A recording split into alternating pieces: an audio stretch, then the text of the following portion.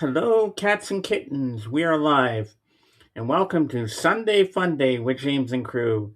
Today, we're going to talk about music, and I'm going to bring up two special things today that we're going to talk about. And now I want to set up YouTube, and yeah, it's going to be a fun one today. We'll have Jorgen here. Hopefully, Tim will come. Maybe Lavelle, but he wasn't here last weekend because he had a flood in his basement. It was up to his ankles, but at least it wasn't like his neighbor. His neighbor got it worse, up to his waist. But thank God all his records are on the top level, so he didn't lose anything. Because that would have been very bad. Because all that money he spent buying all these things, and some he can't. He would probably never get back again. But no, I'm glad everything's okay. I hope he's doing all right, and I'm still healing from my shingles. Instead of using my regular body wash, my sister gave me Johnson's baby shampoo to shower with. She says, lather up with all this. This is going to help your skin get clear and it's going to help with your scabs and they'll fall off soon. So I'm happy about that. At least now I know what my problem is when I went to the doctor the other day. So I'm happy. Doesn't stop me from doing what I love to do. So we're here to stream today. We're gonna have fun, and then next Sunday will be a big one because it's August 16th, and that's the day Elvis Presley died. And I'm a huge Elvis fan, so stay tuned for that next Sunday. And yes, I'll be singing some Elvis songs like I always do. Good afternoon, Zep. Welcome, welcome in. Nice to Hello. see you as always. And I'd like to give my shout outs now to Dave and Jen. As always, we love you. We miss you. Um, um, Victoria Joy Music and all her crew at Twitch. Alina and her crew on Twitch. Also, I'd like to give a shout out to um, um, my friend Cadence and Isabel. I love you guys. And so now, let us go across the room and say hello to Maggie McGill's fiance, Dawson, and he's going to tell us a concert review. All right, take it away, Dawson. I spelt Maggie McGill wrong, so let me correct that. All right. Maggie McG. Yeah, there we go. I think she must be um Irish or something, and Well, the name McGill, I think so, or she could be Scottish, one of the yeah, two. I just don't know my fiance's last name, so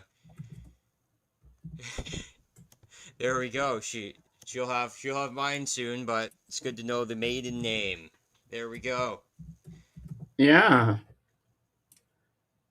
Okay, we have the concert reviews from Warren Ziders on Thursday and Lake Street Dive on Friday. So I've been lucky. I went to, what was it, three bands in 1 week because of the last week's metal stuff, and Mm-hmm. then so that's five bands in 1 week plus a couple local bands. So I've been pretty lucky on that end. So we have Warren Ziders. These two shows, I think I showed up about halfway through. I was at an art exhibition before that, so yeah, the definitely got to keep it in the art world. So there we go. I got there, and yeah, I think the quality of entertainment was pretty high.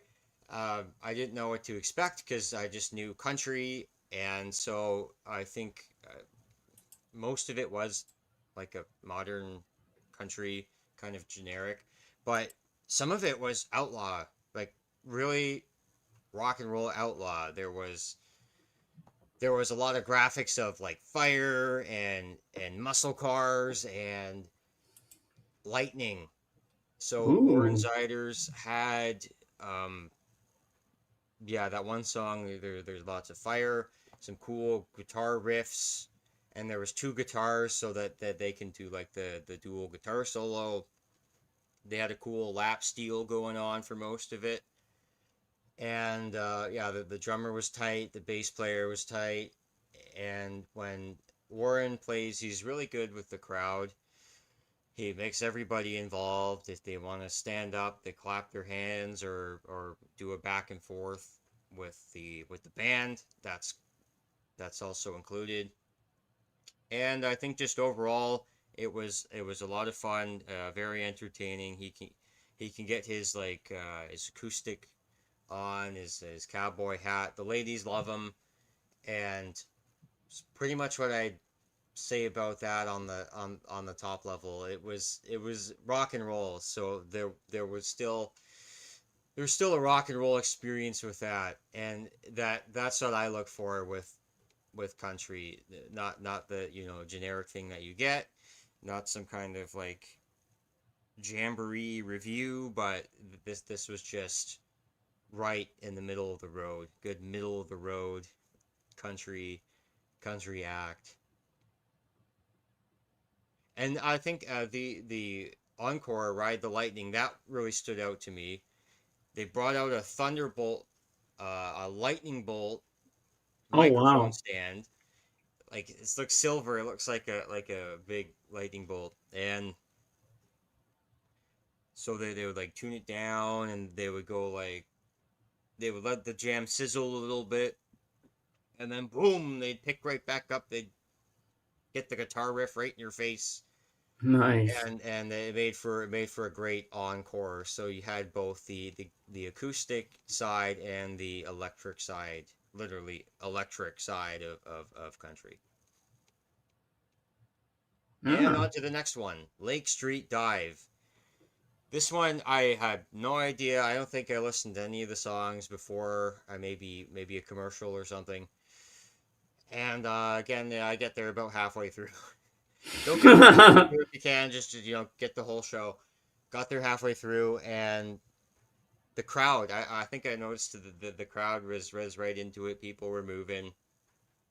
This was more of a on the pop side, but again, everybody has their instruments, and like there was this guy. He was playing the organ or something, and he had like long black hair. He had the I can't see it well. He had the dreadlocks, and he was doing some like Stevie Wonder type thing Mm. with the soulful mid-range voice and the great kind of a clavinet melody type thing with the funk Motown type band, and so that was pretty cool. And then they had the female vocalist, and she's just very petite woman. She's a bit maybe in her 40s or something, but she looks absolutely physically attractive, and just her projection of her voice, where she would just like sing just a little bit and then bam, it's like whoa, like where did she get that power and control? I think her voice is very controlled, and it's like she can belt more, but she's just kept it like in some of the higher octave range, maybe even like a tenor vocalist, or I would say the other one, but maybe a tenor. There's the soprano. I got to know my James knows his vocal styles better than I do, but she was Mm. singing on. Let's say it's on the higher end of the, but not too high, like just mid high, the higher end of the vocal spectrum. Yeah. So we had like Would this you say cool, operatic almost?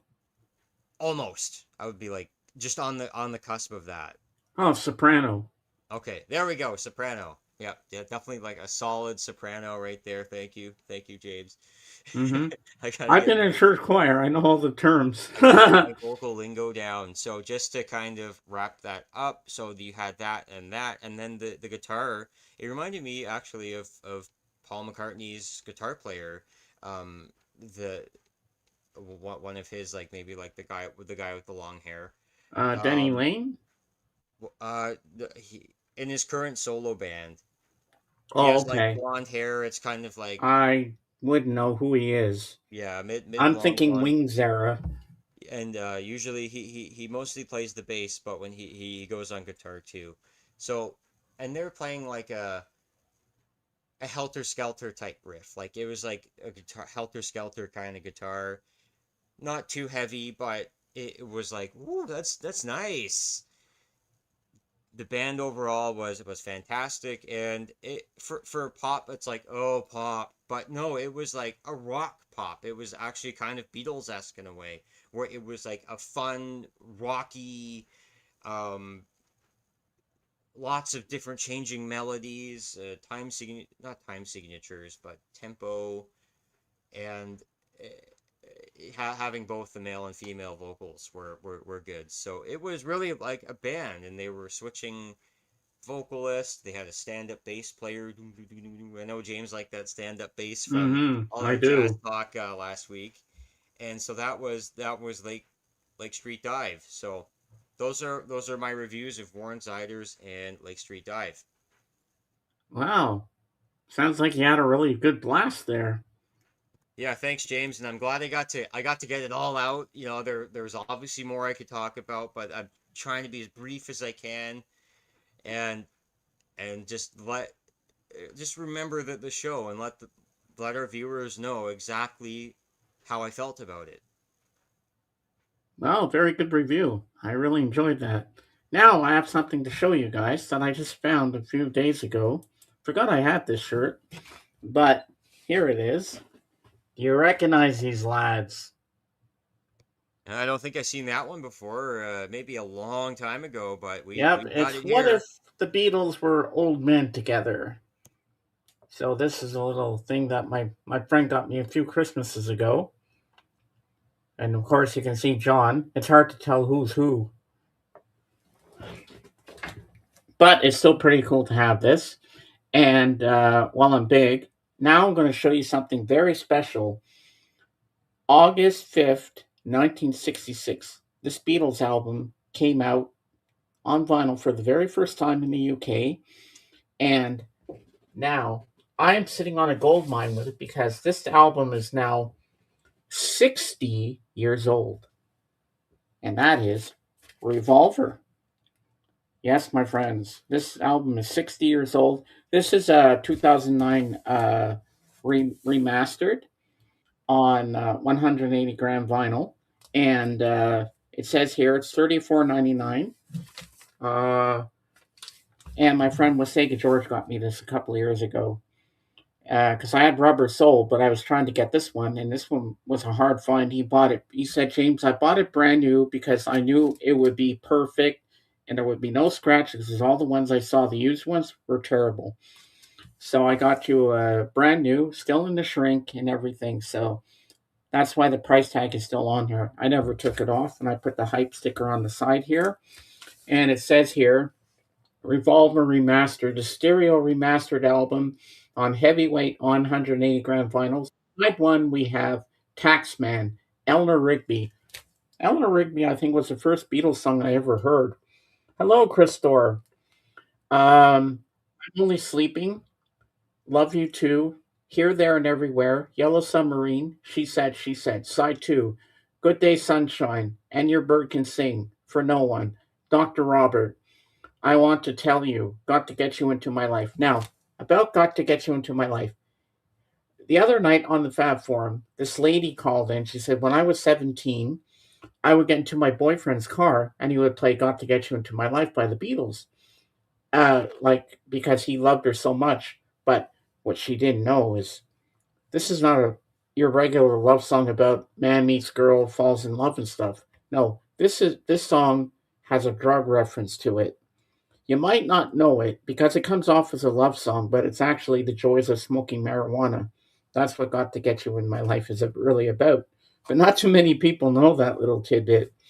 And then, last but not least, the most weirdest psychedelic song you could ever possibly want. And you have to crank this up. You got to play this really loud. Tomorrow Never Knows. With that all the backward stuff, and it's just amazing. I just love that piece, and it's on yellow parlophone as you can see. And now my last little tidbit to tell you is today would have been Whitney Houston's birthday. She was born on this date in 1963. So happy heavenly birthday to Whitney Houston. Whitney Houston. Yep. And she wants to dance with somebody, somebody who loves her. Mm-hmm. And welcome in, Christor. Nice to see you. So I can't believe that Revolver is now 60 years old. Hey, And Christor. now, you know what's going to happen when people go to buy that album? They're going to up the price even more now. And Rubber Soul, which I also have on vinyl, that one, I think it was a month or two ago, and that one turned 60 years old as well. So I have two 60-year-old albums. Or wait, was it that one? Well, Or, yeah, well, or they I'm just came thinking out with. Wings at the Speed of Sound. Yeah, that's the one I'm thinking of. Yeah, Wings at the Hmm. Speed of Sound was the other one that turned 60. And October 2nd of this year, we're getting a deluxe box set of Rubber Soul. Finally, everybody's been wanting and anticipating this and for so long, and now it's finally going to happen. And I'm excited for that. But fortunately, with the budget my sister and I have with her husband here, we can't afford to get that for me for Christmas. I wish, unless they get me just the single vinyl edition of it. But you know what? I have the 2009 Master, so I don't really need that. I'm okay with what I've got. As long as I have the album, doesn't matter if it's fancy smancy. It doesn't have to be. I have the album, and that's all that counts. And yep, so 60 years. I can't believe it. Where does the time go? It's amazing what you can what you don't realize what you have until you find out these things.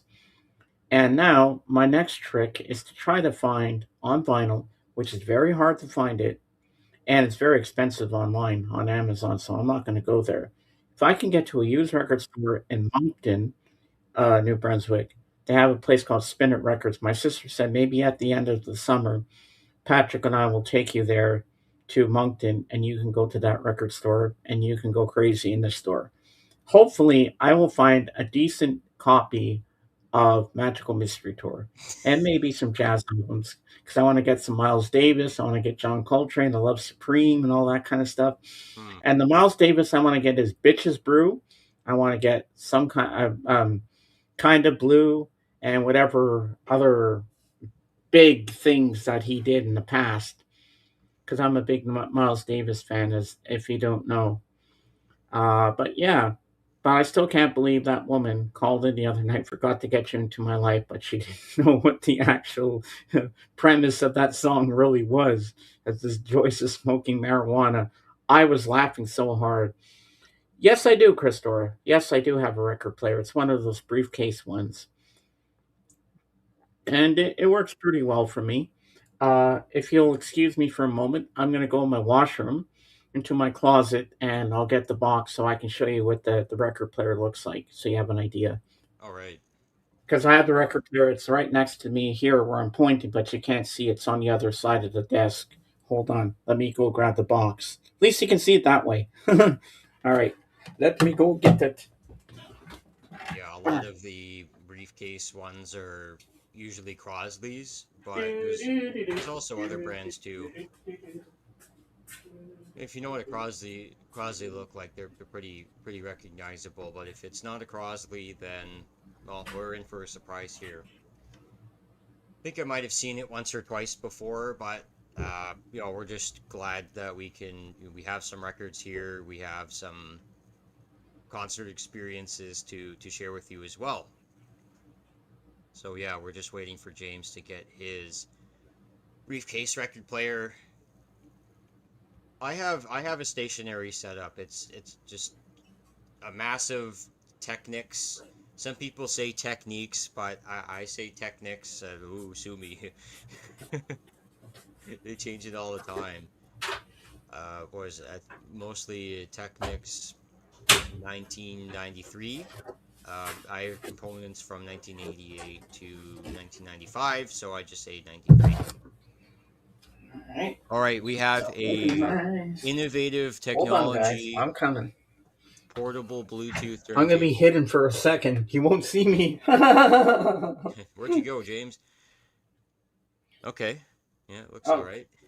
right. You want to make me big, Dawson, because I Yeah, can't see I'm anything. not I'm not gonna make you stretch all over the box there. There we go. There we go. So that's what it looks like, and that's all the stuff you get with it. So let me read it to you. You get wirelessly connect to via Bluetooth. 3 speed 33 and third. You got 45 RPM, and you can play 78s on it. But I guess you need a special needle for that. But they don't. They never told you that. Built-in stereo speakers, which are crap, by the way. They're not the best speakers in the world. So that's why just gonna throw this over there. Okay, it landed perfectly where I wanted it to. Uh, the, if you play it out loud with the speakers are shit. But I use it once in a while when I get new albums, Christopher. Yeah, I really enjoy it, and but I listen through my headphones because you know what? Headphones, you get every little detail than listening to it with the naked ear. It's just so much easier to use headphones. And you know what? I don't need any big fancy system. You know, I just want to put on a record, put my headphones on, listen to it, and I don't care, and I'm happy that way. Because this happened back in Christmas 2017. I was talking about my friend Alan, who was getting a record player, the same kind of thing I have. And I kept talking about it to my friend Rick, not realizing that I really wanted one, but I didn't really care if I did or not. And then we were going to see a movie that night. I forget which movie it was. I think it was a Star Wars movie. I think Rogue One or something. I forget which movie it was we were going to watch. And he came over in the afternoon, and he had two boxes. Well, one was a record, and it was Elvis Presley's greatest hits and stuff, which you'll see next Sunday. And then he gave me this huge box. I'm like, "What's this?" He says, "You're gonna like this." So I took it into the living room, put it on the love seat, ripped open the package, and I had tears in my eyes. I was like, "Oh my god, you got me a record player?" He's like, "Yep, I did." He said, "You talked about it so much about your friend getting one. I kind of figured, well, you know what? Deep down, I guess you're trying to give me a hint that you really wanted one too." I said, "I guess I did, but I didn't really care if I had one or not." But then he said, "Well, I got you one." And I really think it's a nice. I thought it was a nice gift for him to give me, and I really like it. Uh, I haven't cleaned the needle on it because I don't know how. I need someone to be here to do that that knows what they're doing. But you know what? It still works well. It sounds good, you know. But headphones, because these are not the best speakers in the world. But it doesn't matter. I like it a lot. Hey, Mike, how you doing? Nice to see you, man. Hey, Mike. And Mike, you want to be here next Sunday because next Sunday is August 16th, Elvis Day. Yes, we're going to be celebrating the life of Elvis Presley, and that'll be fun. Yeah, but I like the record player. I was not expecting one, and I kept sitting there the whole time thinking, I have a record player again. I haven't had one in years. But my first one I ever got was a Mickey Mouse one when I was a kid. And one of his hands was the needle on it with the glove on it and stuff like that. So, and I thought I used that for years and years. Even that didn't have the best sound on it, but hey, beggars can't be choosers. And then in Christmas 1983, that's when I got my first stereo system. I had the speakers, I had the dual cassette decks, radio on it, and the turntable, and it had the lid that goes down, so I could record records onto a tape or a tape to a tape. I could copy a tape cassette if I wanted to. I use that thing a lot. I listened to so many records on that machine. And then one day the needle broke, and my dad said, "Okay, it's all over now." And he said half the records got warped. I don't know if I believe that. I had the biggest Elvis collection. I lost every single album. I was devastated. I was like, no. If only I had kept them in a better place so they wouldn't have warped. My dad decides to put them in the basement and he let them warp. I was like, no. All my Elvis was gone. So I'm trying to get more Elvis records again because I had the biggest Elvis collection. But when I started collecting again with records, um, I started with the Beatles and then went through with some of the solo. I need to get more George. I need to get more Ringo.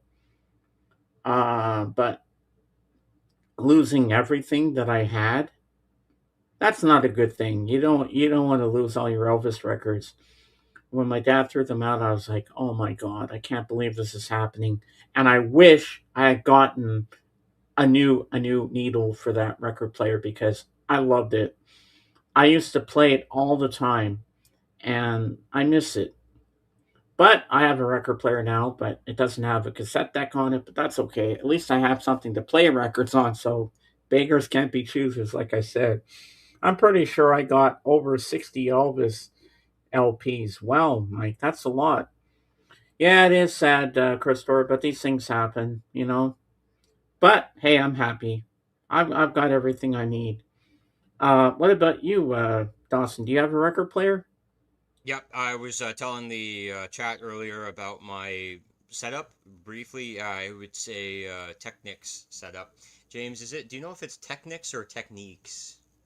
Uh, Techniques, maybe? I'm not sure. Yeah, I think it is. I'll have to watch some like interviews from the makers or how they do it, but there's no Q Yeah. in it, so I'm not using the Q. I'm using Technics. It's Well, this different. one here is the one I have is innovative technology. I think the company's out of print. I'm not sure, but he got this in the states for me, my friend Rick Ome, and shout out to Rick.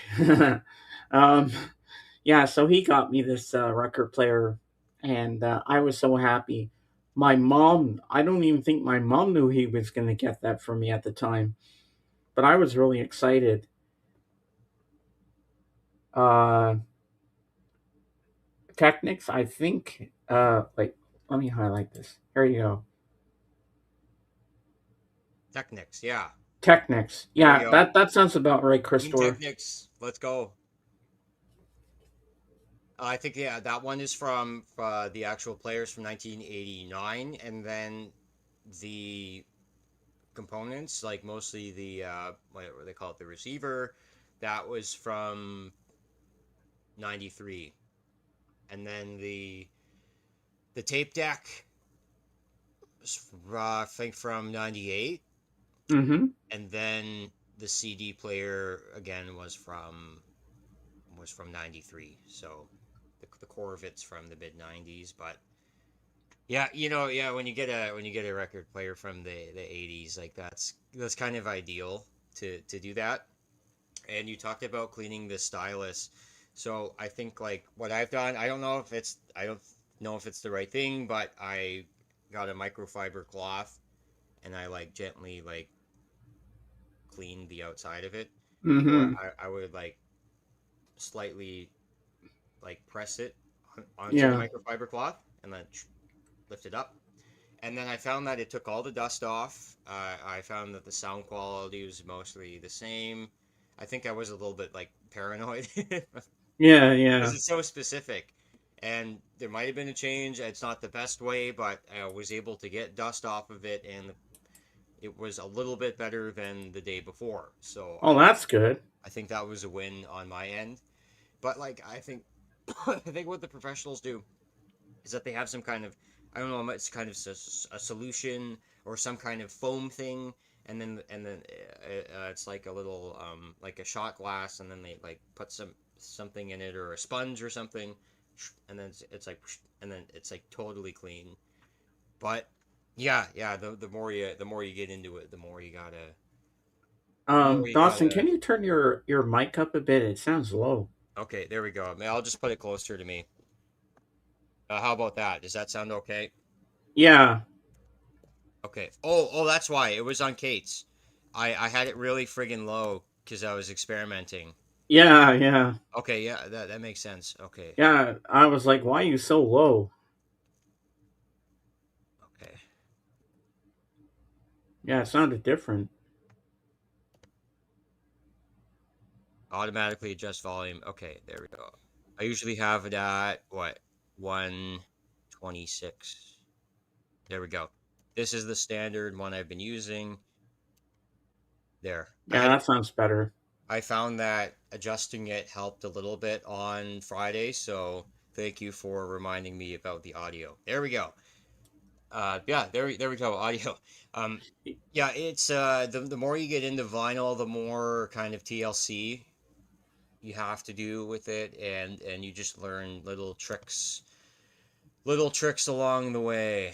There we go. Thanks, Zeb. Okay, we're good here. Yeah, Mix is usually good stuff.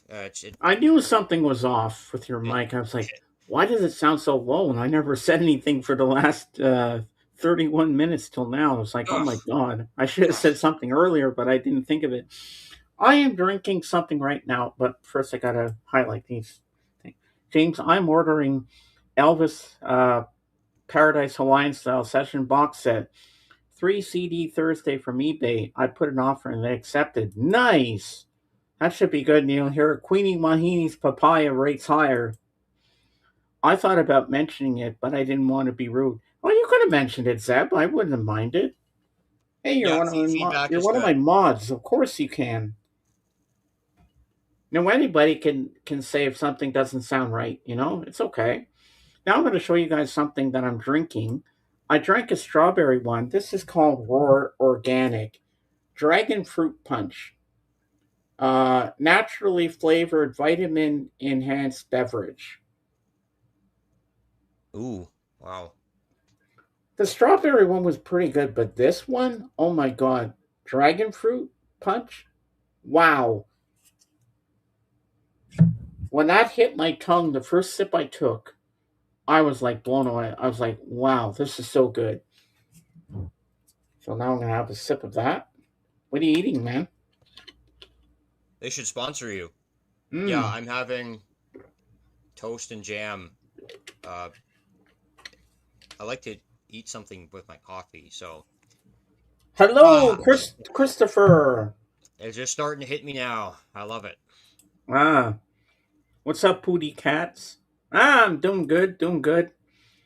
So what? So Jorgen will be here pretty soon, there, Christopher. I almost calling you Kroll because I hate that. I hate that YouTube changed everything.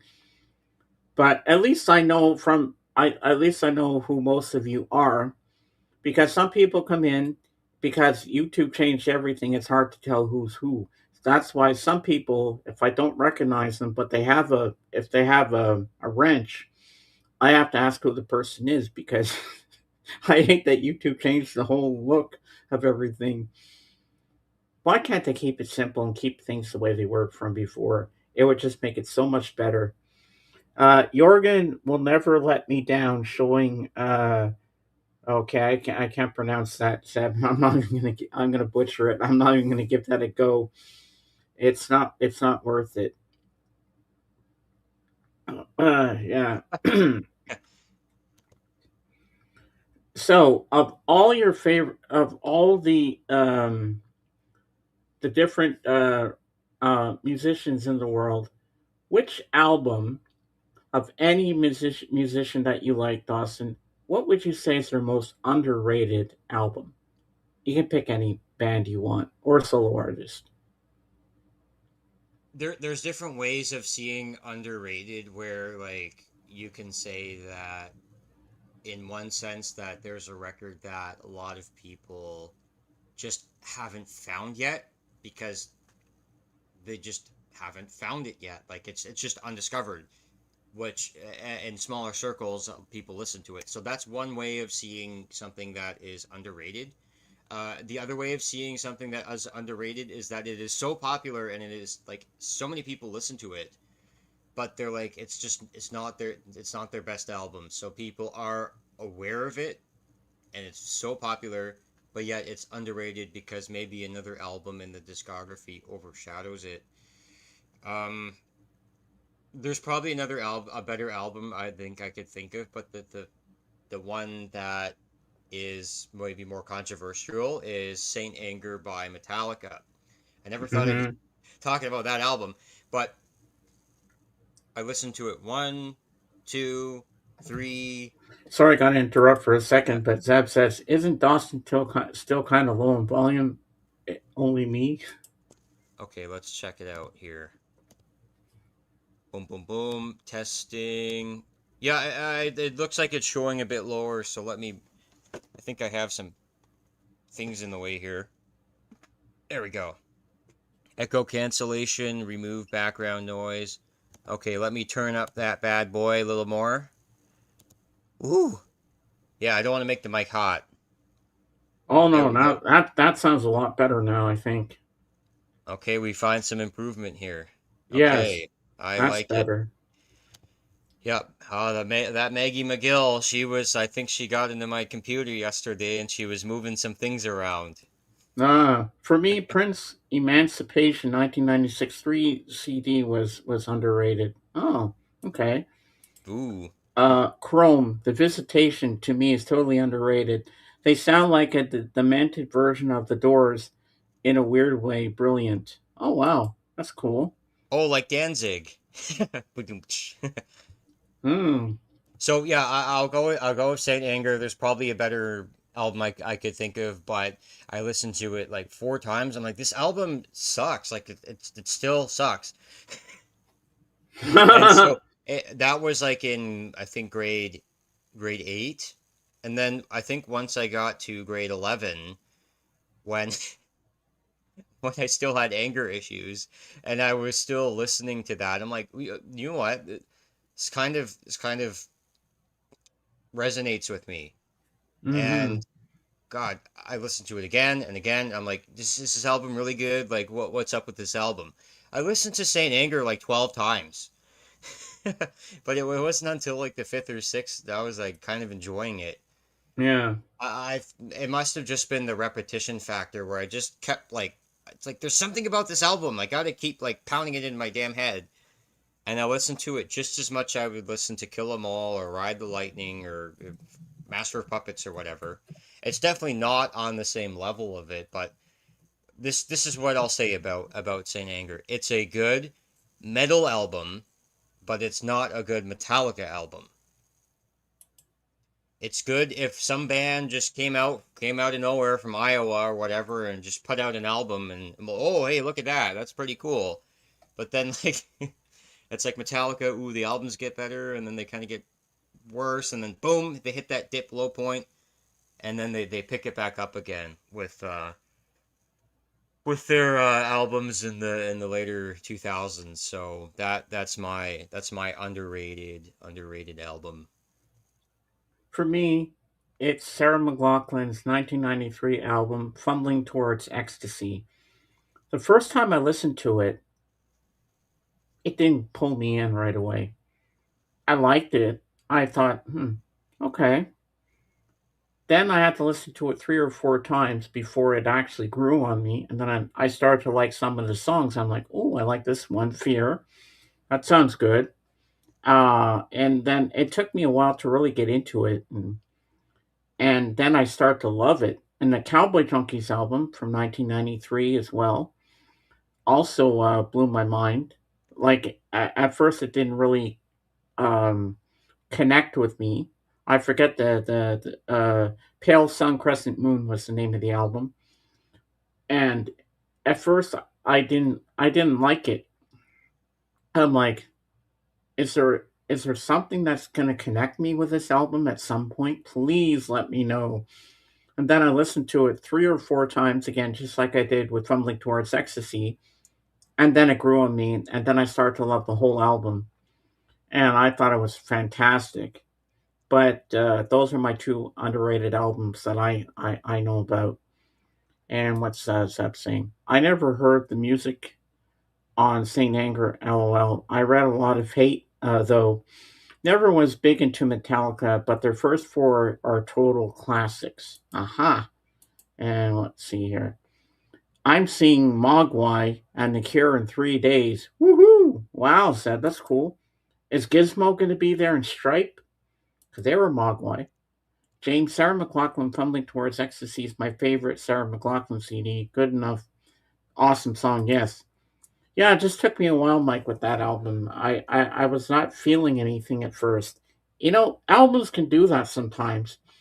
You don't think you're going to like it, but then the more you listen to it, the more it grows on you. Then you find songs that you do like.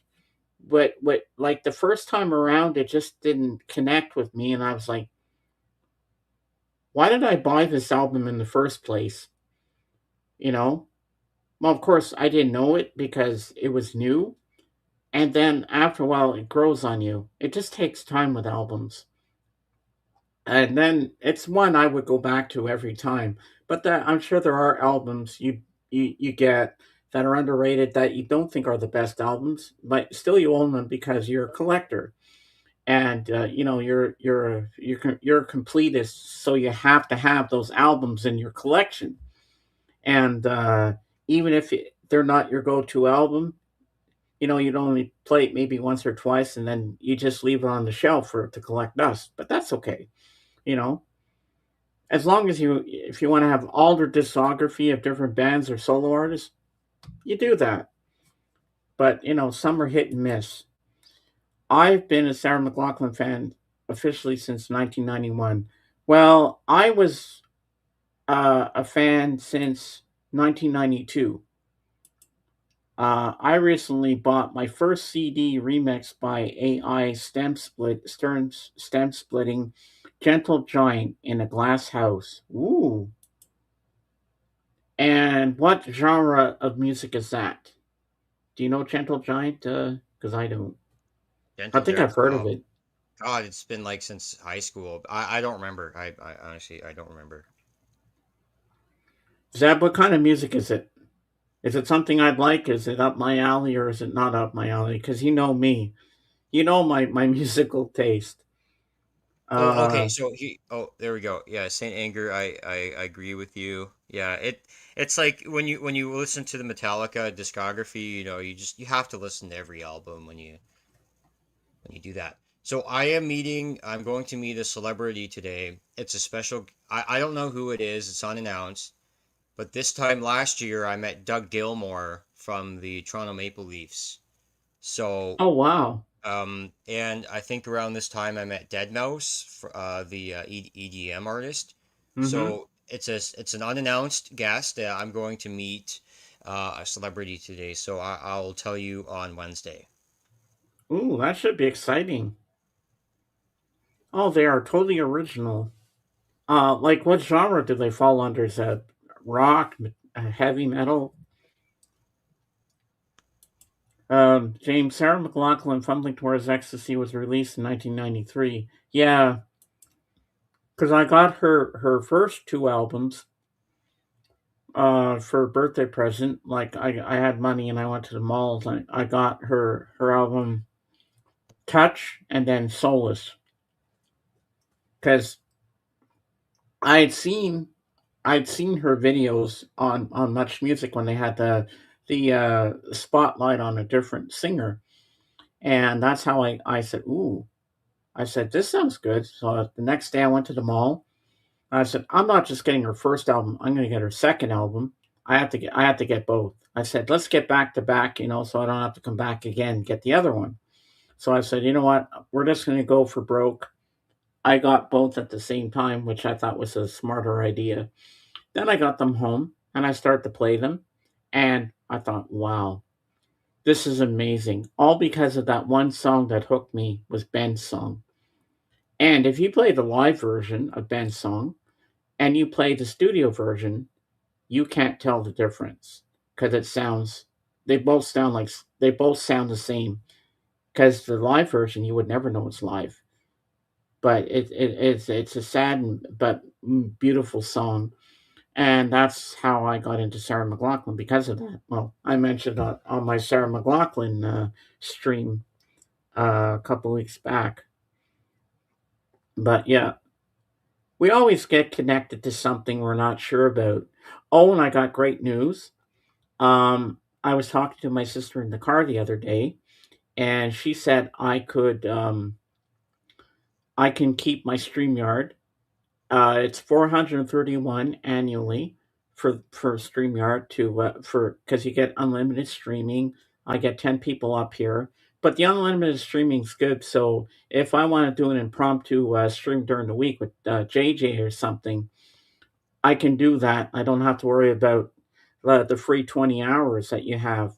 I can just go for broke, you know.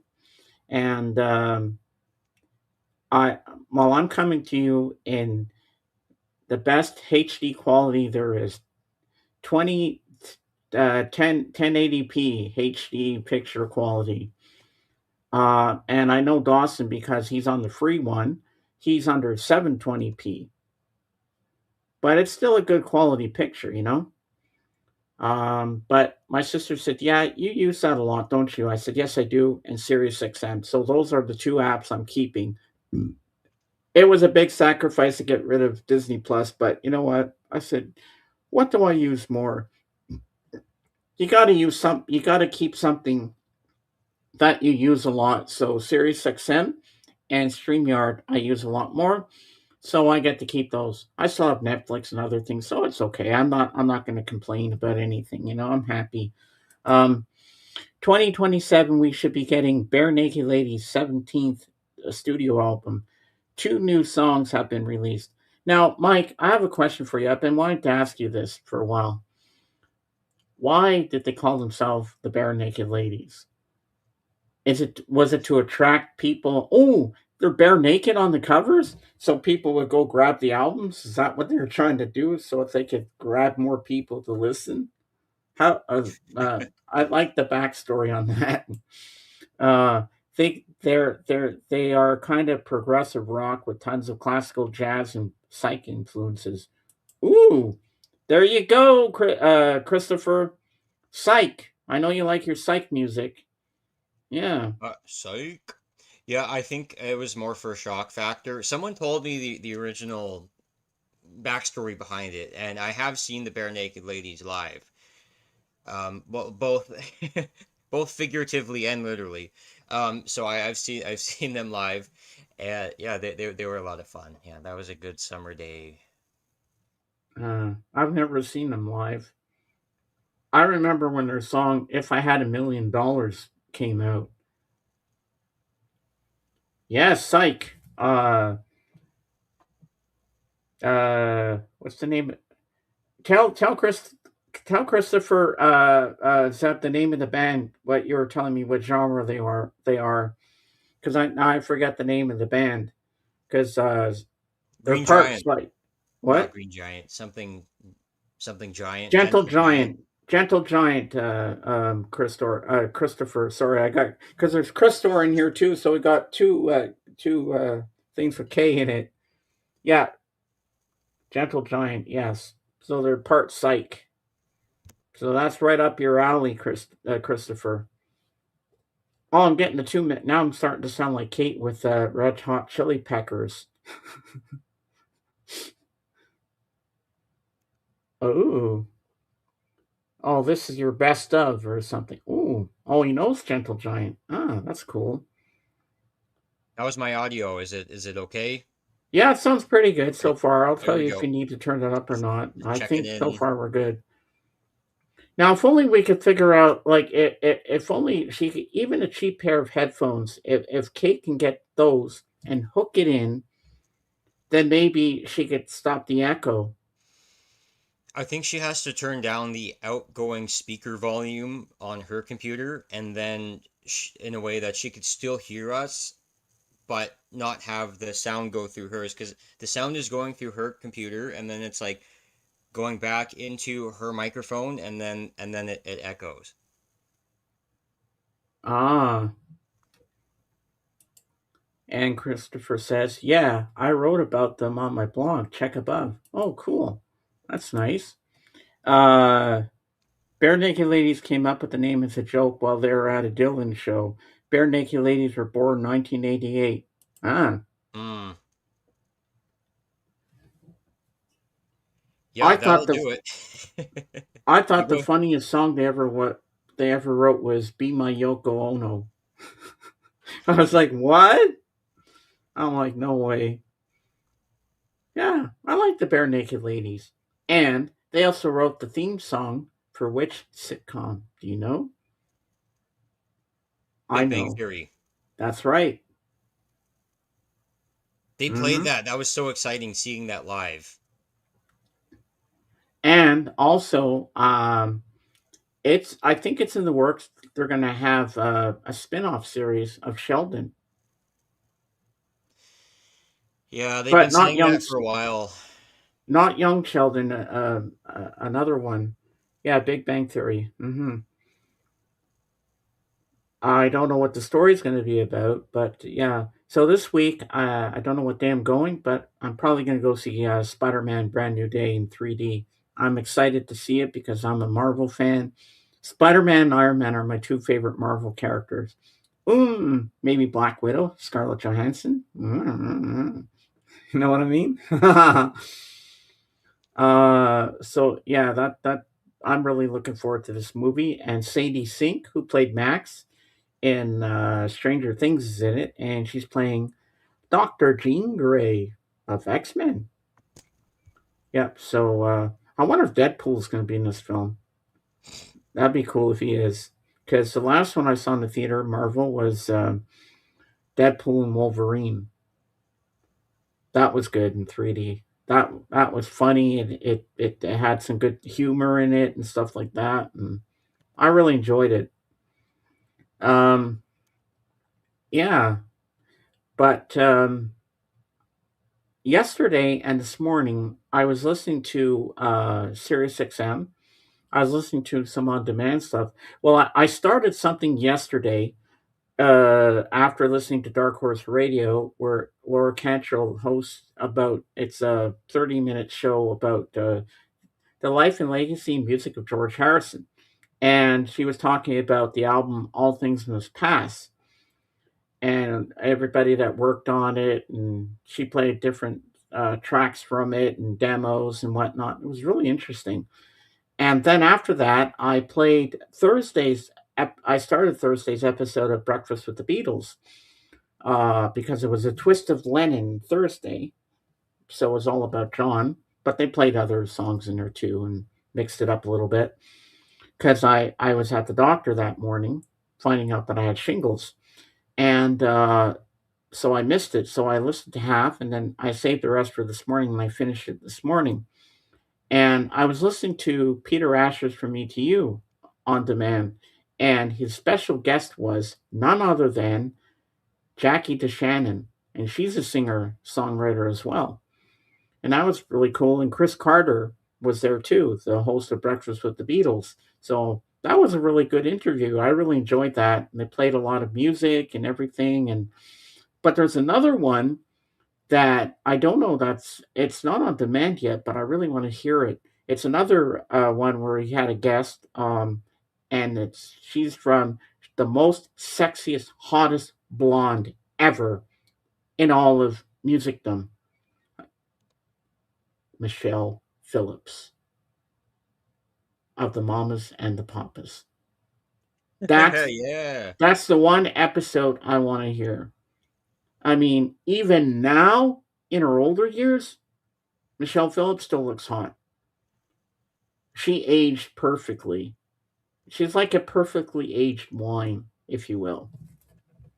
Now let's see here what I missed here. We have Crow. Crow. Why isn't civilian in your ranking at the bottom? Ooh. Okay, I know what he's talking about. I have seen Bare Naked Ladies live 4 times, and I was at the Junos in 2018 when they got inducted into the Juno Hall of Fame.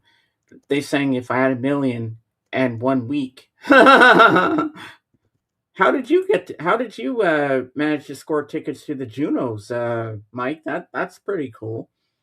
I didn't even know that I didn't know that you actually got there because I bet the tickets are pretty pricey, man. Yeah. Uh,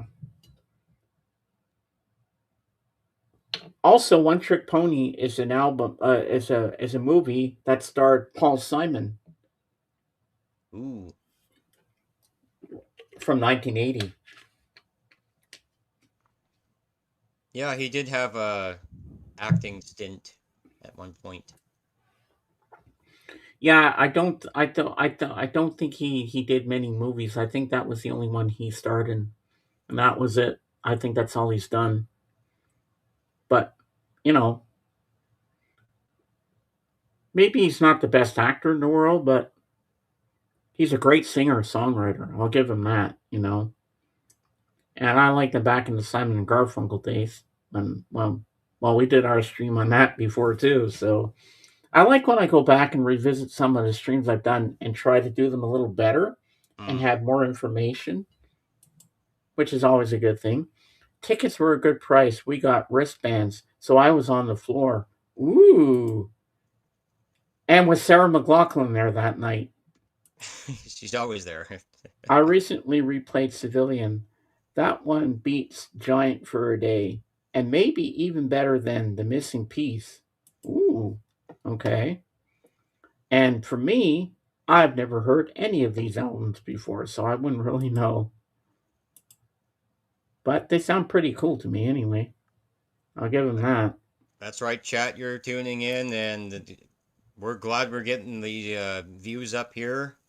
Yeah, Please we like got the 5 likes stream. already. That's good. Keep smashing that like button, people, and don't forget to subscribe.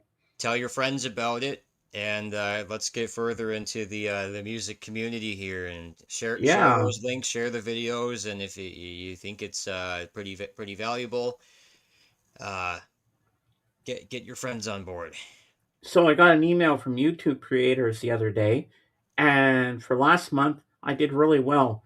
My number one stream was Ringo's birthday. Hello, Jorgen. Welcome in. Put the link out for Mr. Jorgen. Let's bring up our jazz master. There he is. Let's see what he's got Yes, bring for him up. Sunday Fun Day. Yes, let's see what you got for Sunday Fun Day, baby. um, what was I saying before? Uh, Sarah McLaughlin at the Junos. No, I was saying something before I said hi to Jorgen. Now I can't remember. What was I talking about? I don't know. I just blanked out. I'm having a brain fart. I can't This remember what I was. this is what Jorgen does to us. He's like the Men in Black. Like, Zeb, what was I talking about just a few minutes ago? I can't remember what I was saying. Oh my god. oh, YouTube said that you got your Ringo thing was best. Oh yes, yes, that's right. That was my number one stream of last month, and I'm doing really well because a few companies were in this email that they wanted me to do some business with them, collab or something. I never really checked into it because I don't know what they're going to offer me, and I should have clicked on it, but I didn't. I don't need the money. I don't want to be going monetized and having donations and people send me donos. I don't need that. Hey, I need the I money. That's okay.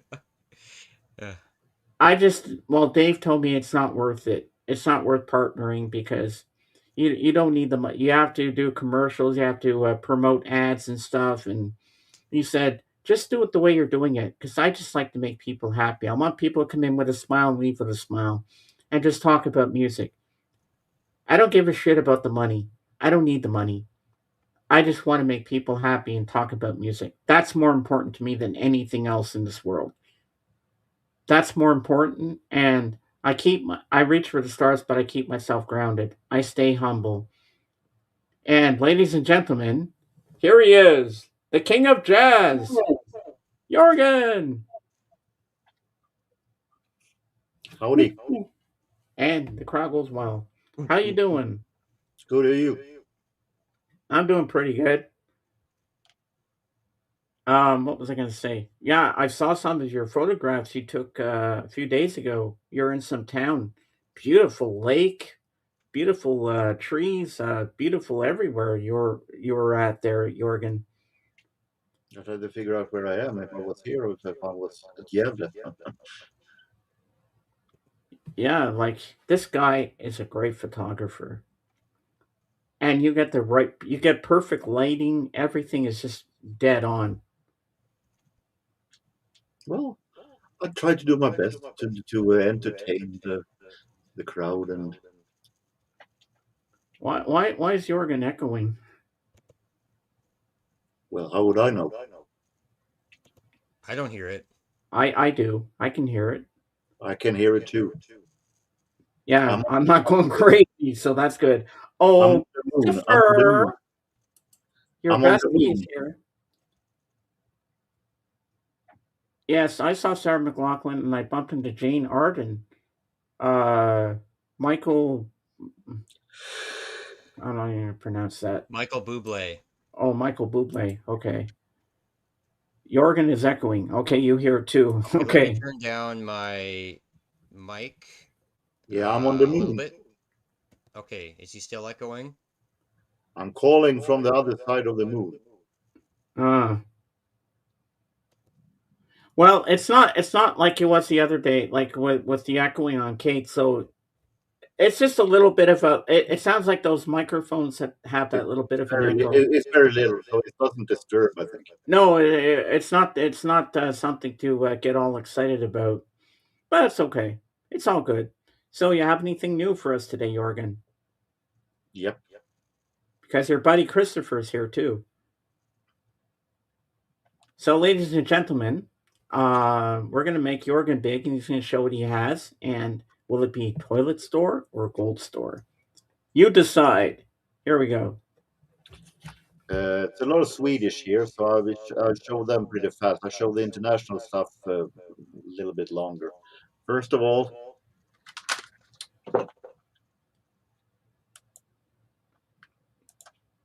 so mirror mine. So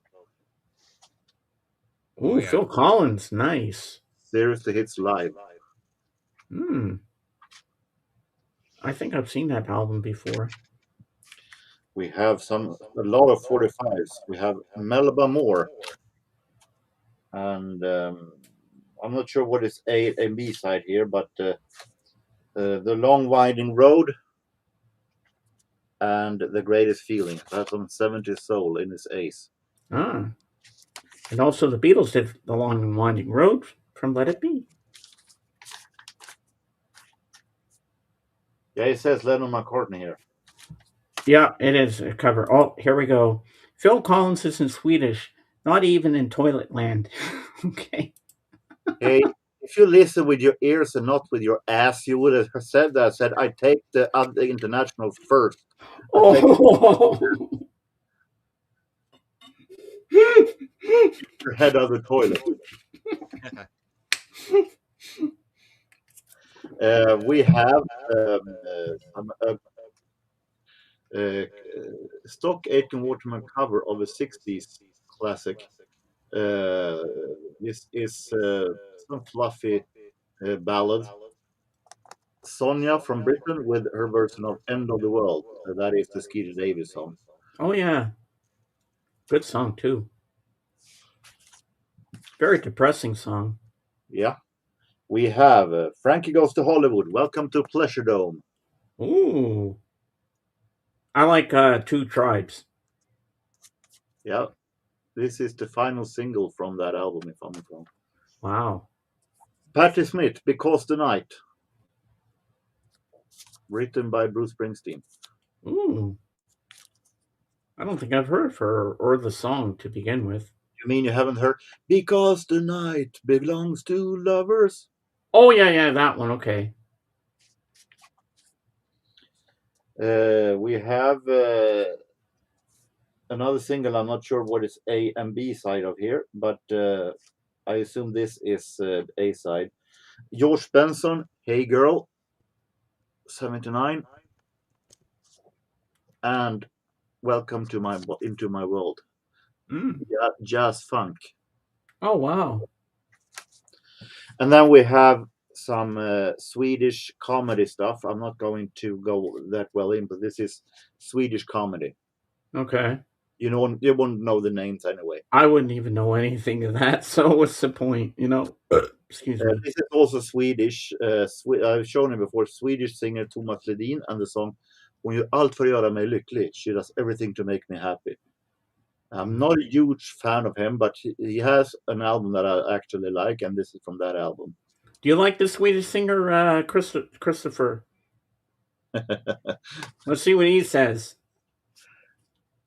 I think I Uh, already know the answer I to have that I one. have three Swedish CD singers also that you most likely want to know who it is. No. So that is, and I also bought myself, as I am a huge fan of Peyo's original Smurf albums. I found another Smurf album, Oh. Smurf Soup, Oh wow. Smurfsapan. mostly famous for the introduction of Big Mouth. Oh wow. I don't think I remember Big Mouth. In Peyo's, I think he only lasted in three uh, albums, and then he got more famous in the cartoons, Oh. in the movie cartoons. Okay. Yeah, that's pretty cool. So that Yeah, is you what I got. have. Oh, that's pretty good. And Mike says, "Relax. Don't do it when you want to get to it." Oh. I'm so tired of that song. I'm so fed up with that song. Yeah, that's a. But it. Well, it was a big hit back in the day when it came out. Yeah, well, I don't deny that. But I remember when "Sowing the Seeds of Love" came out, it was on the radio. It's a good song, but it was played way too much.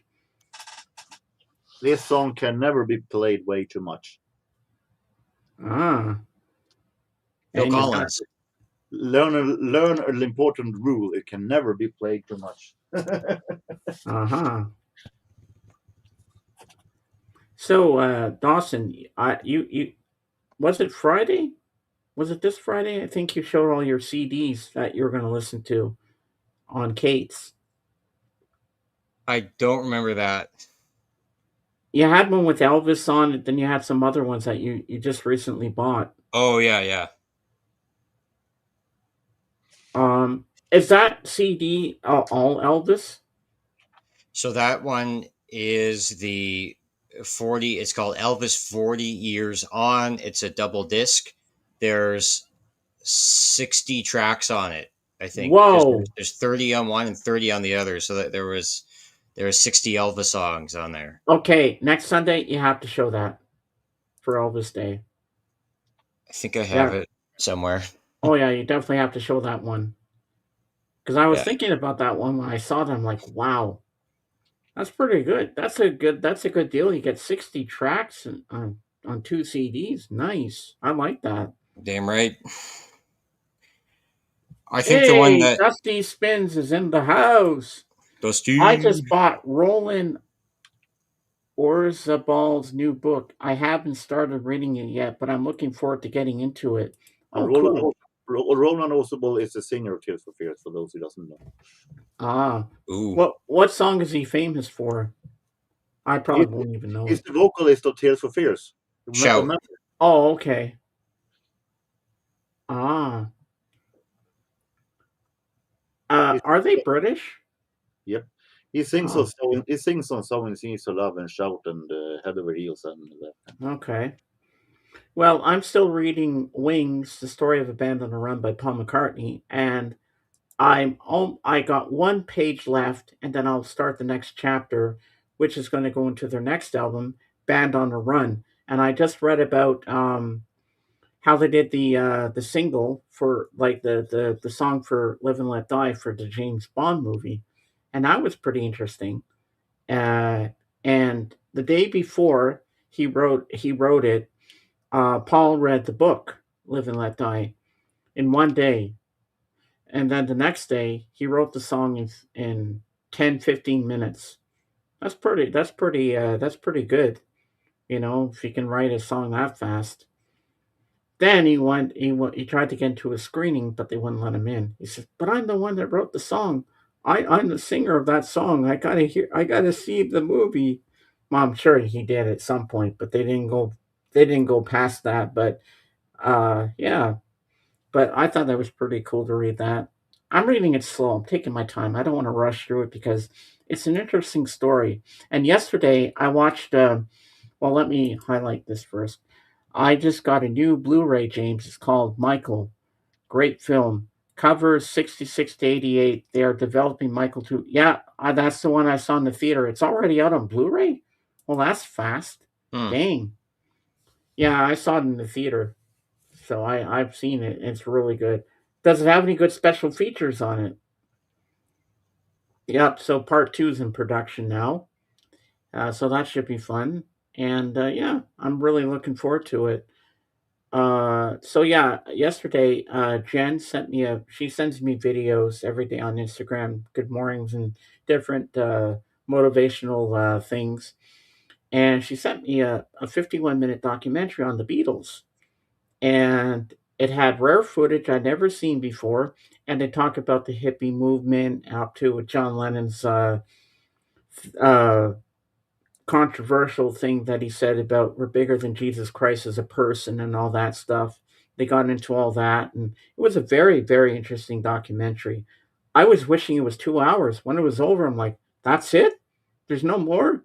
I want to go on forever. So what's in the special features, Mike? I don't think the second part of Michael will come to fruition. The first part was cheerful and people really got into it, dressing up, etc. The second part is not as cheerful. I don't see it happening. Well, it's official. It is being filmed. It's going to be filming soon, Dusty. But you know what?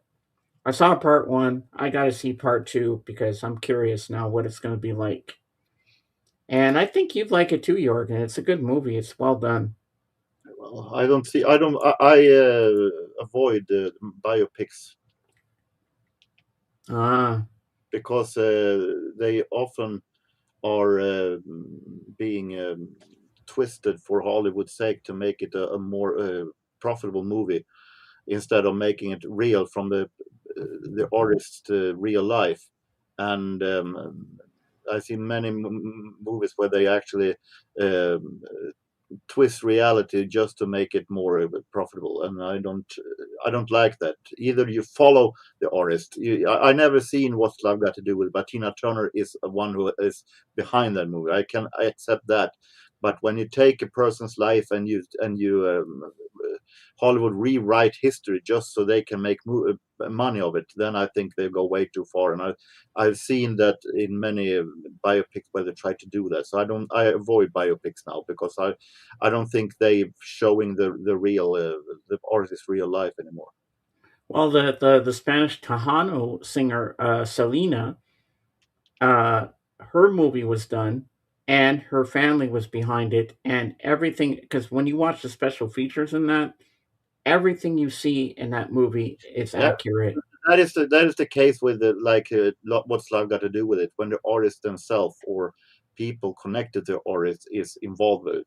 But when you the Swedish singer Monica Zetterlund, jazz singer, a fantastic artist that is so huge in Sweden. They made a movie about it called Monica Zeta, and it was as a movie I don't complain, but I have read her biography and there were a lot of stuff that wasn't the same. There were members of the family who complained that this is not connected to reality. This is something that they made her father as an angry person, didn't stand up to her career. Her father was, on the other hand, it was actually very much, he was supportive to her. So they actually changed that to make it a better movie, and the family was not actually happy. So in many Uh, cases, they're making biopics after what to make it more exciting for the people so they will buy it more instead of following the artist's real life. mm-hmm. Then you can what is the artist's real life, but if you follow the a biography that is released, follow it for real instead of try to make it look better just so Hollywood can make more money of it. If you follow it from A to B, A to Z, then it is okay. But if you make Yeah.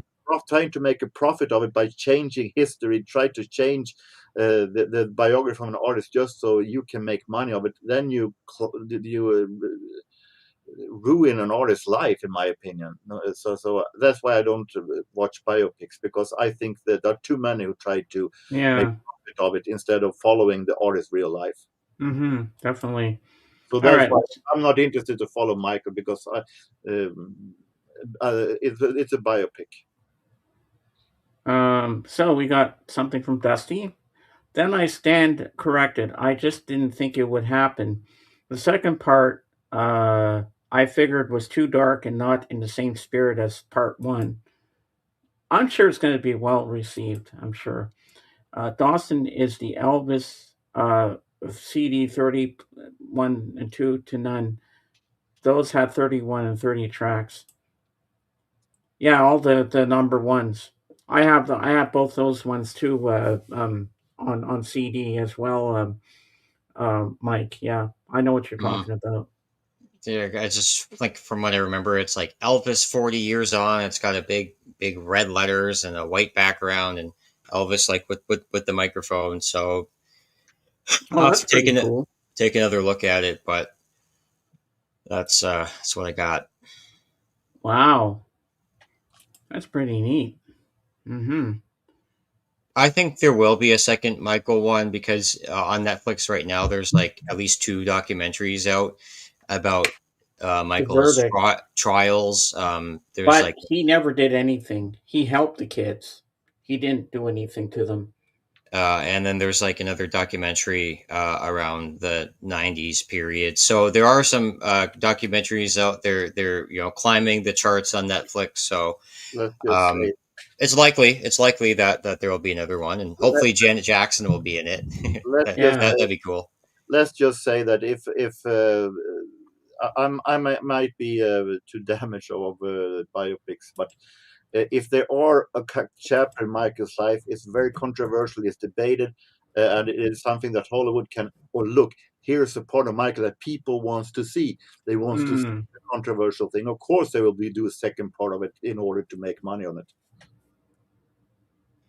Yeah, like I just like to see like around that time he was probably got back in contact with Quincy Jones again. He was doing like some soundtracks. They had the Pepsi commercial, which was unfortunate, and then he still had music coming out. He still had music. He had live appearances. And then there were yeah, some other things as well, but there were still some some decent music moments that happened. So that's what I'd be there for. Oh, let's see. Dusty says there is a growing theory that Michael Jackson may have been autistic or on the spectrum. Wow, I didn't know that. Yeah, That's I think news to it's me. very likely. Yeah. Uh, I thought it was funny when he named his little baby boy Blanket. That was the kid's name for a while, Blanket. Prince. Yeah. I thought it was really weird when Will Smith's daughter Willow made that song. I whip my hair. I whip my hair. I'm like, do I really care if you whip your hair? I mean, not a good song title, and I heard the song it's garbage. No offense to you, Willow, but could you have written a better song than I whip my hair? The Fresh Prince of Bel Air song is better than that. You ever heard it, Jorgen? No, I'm pretty much unfamiliar with it, and it sounds like I should be continuing being unfamiliar with it. It's not something to write home about. I whip my hair. She did make some good music with I think Avril Lavigne She and did. She did. Travis Barker. So I think she made up for that. Yeah, but I was looking on YouTube a few nights ago, just listening to stuff, and I noticed something came up in my feed. because it recommends you stuff to what you listen to. That also happens on Sirius XM. It recommends things for me that I might be interested in listening to. And they had like a 2 hour compilation of one hit wonders, and that's all they were. Like, they do that, and then you don't hear these people anymore. Like that song, I forget her name. Oh, Mickey, you're so fine. Mickey, you're so fine. You blow my mind. Hey, Mickey. Tony Basil. Yeah, that was the only song she did, and then we didn't hear from her again. She didn't. I can definitely say it wasn't the only song she did. It might be the only song in USA that got a hit with, but I'm pretty sure that she did more songs. Yeah, I'm Just sure she did too, but that's the only song I remember her for. James, I'd rather listen to Will Smith getting jiggy with it. Yeah, or Nightmare on My Street. the problem with one hit wonders is that the one hit wonder today, I don't deny there are artists, of course, that are one hit wonders, but there are one hit wonder is a word that they spread around a little way too easily. Like the only thing that matters if they had a number one hit, but there are artists that actually are not one hit wonders just because they had a number two hit that lasted pretty long or stuff like that. But if the only song that you can remember today, it is a one hit wonder in many people's ears. So I think they spreading the word one hit wonder a little bit too easily. Many should check on the hit charts. Was this artist really a one hit wonder before they give up best of one hit wonders or do a podcast with one hit wonders? Check facts first. Was this artist really a one hit wonder, or is it just my lack of memory that I don't remember the songs? Yeah. Well, I heard one in a game the other day. Like I was watching people playing on Twitch, Grand Theft Auto. They're getting into all the Grand Theft Auto ones. I think it was San Andreas. I'm not sure which one it was, but it was a song, and I'm sure you know this, Jorgen. It's by a group called New Shoes, and I know the keyboard goes da da da da da da da da da da The, da. the only song I know by New Shoes is I Can't Wait. Yeah, that's it. That's what the keyboard. I couldn't think of the title. I can't wait. Yeah, that's the When one. it comes to New Shoes, I'm going to give up because that song wasn't even a hit in Sweden. So I don't know if they were a one hit wonder or not. Yeah. Um, or they can listen to good music. And I assume that you know what is good music, right? I was loving these two bicker with each other. It's so funny. I was about to say the American market doesn't get all the singles that British and European countries get marketed to them. So most one hit wonders had deeper single discographies than we realized. Yeah, Very definitely, true. Very true. definitely. Lou Bega, Mambo Number Five, Jennifer Page, Crush, AMC, How Bizarre, Marcy Playground, Sex and Candy. Here are some one hit wonders. Yeah. I don't know. I don't know who was the claim.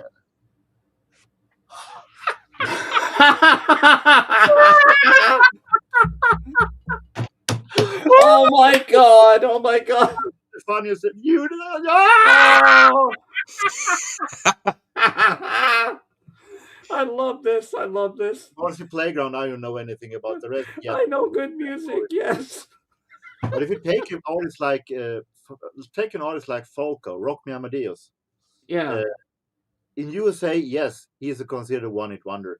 But here in Europe, he had a lot of number one hits in Sweden with this Genie Part One, Genie Part Two, Vienna Calling. They had a whole lot of more. Take Aha for instance. In USA, he's more or less they more or less take on me. But in other countries in Europe, they had so many other hits. So that's definitely truth in what it says. Uh-oh. Well, I'm not surprised that you would say that, but still, yeah, I think he has done some good songs. Falco. But there are a lot of artists that have bigger hits in Europe and that are not considered one hit wonders here, but there are in USA. And also don't forget not Falco. Aha also did the title track to the 1987 James Bond film, The Yeah, Living but Daylights. ask the average American, you will most likely that they don't remember that as a hit. They remember "Take on Me," which comes back to what I said. Uh, Today, one-hit wonders are being spread that because you don't remember any other hit, it is a one-hit wonder. But in real life, it could actually have been a whole lot more hits. It's only that people don't remember it because they don't play it too much in radio. All right, Jorgen, this is I'm going to throw this one at you. The Safety Dance or Pop Goes the World? Which is a better one? Safety dance. I have to agree. Even though "Pop Goes the World" it was a song that uh, has the singer Ivan's voice is less annoying, but "Safety Dance" as a song is actually a whole lot more better. If you listen to the extended cut of Safety Dance, it's even better, where the girls go S S S S A A A E. You Yeah, know, I only listen to radio edit, so ah, all right. Let's see here. I also like Lou Bega's cover, "Just a Gigolo." I ain't got nobody. Oh wow! Did he only yeah. do two albums? Is that it? Lou Bega is still making albums, but they Oh don't yeah. get recognized. But it's pretty much that Mambo Number Five was the only one he had a real hit with. I'm going to say that pretty much safe to say that Lou Bega was a one-hit wonder. He had a minor hit in Sweden with "I Got a Girl," but it wasn't. It pretty much disappeared afterwards. So I would pretty safe to say that Mambo Number Five was Lou Bega's only real hit.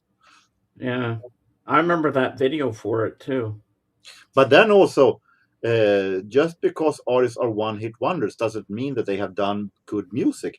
Because many one-hit wonders are doesn't deserve to be one-hit wonders. But that's another discussion. Would you consider that single you have, "Agadoo"? Would you consider that a one-hit wonder? Yes. Yeah. And that's the only song they've done. No, they have an entire album also, but I haven't bought it yet. But it was the only thing they had, single they had on the British hit chart. So I would definitely call Black Lace a one-hit wonder. Ah, so if you ever found the full album, would you get it? Mm. The problem is that Agadu is a song that is they made a mistake to make it a gimmick out of the song, and then the other songs are supposed to be in the same style or then trying to move away from it, and either way they losing their audience. It's very dangerous to make a song when you're trying to do a gimmick of it at some time, because either you're following the same style, and then people going to say, oh, we already heard that, we don't need another one, or you do something else and people, I don't recognize this. And this doesn't sound anything like it. So people are going to Hmm. be pointed either way. So I'm pretty sure that Agadoo is fun because of the style of the song. I'm pretty sure that the rest of the songs will not sound like Agadoo. No, but that Agadoo song is also the song they play for the cereal Mini Wheats. Mini Wheats, Wheats, Wheats. It's the same melody. And I would not, I got a if I, phone call. I got to get going, boys. All right. Thanks for being here, Dawson. Oh, but if I got he'll be Agadoo, back. if I got Agadoo, of course, if I got the Black Lace album for a reasonable price, I would give it a chance. But it's not something that's high on my wish list. Yeah. I think we can go another 30 minutes or so. We can go for 2 hours, I think. I'll try. See if my voice holds out. I'm having fun. We don't need to. We got still 10 people here, so we're still going strong. Now, there are many artists that I have been very disappointed when they, oh, we just a one-hit wonder. No, they're not a one-hit wonder. They had other hits, but you don't remember them. It doesn't make them a one-hit wonder. I don't know which song would Wham would be more remembered for, "Wake Me Up Before You Go Go" or "Careless Whisper." Most likely, "Wake Me Up Before You Go Go," because here in Sweden, Carol's Whisper is considered George Michael's solo artist, or at least in many countries in Europe, it's considered George Michael's solo single. Oh, okay. Yeah. I But liked when it Wham. comes I to liked Wham back in the day. Wham, they had "Wake Me Up Before You Go Go." Yes, it is their biggest hit, but I don't think they would be considered one hit wonder for that. They were too big in the era. The people realized it's not a coincidence that actually they were touring in China and they were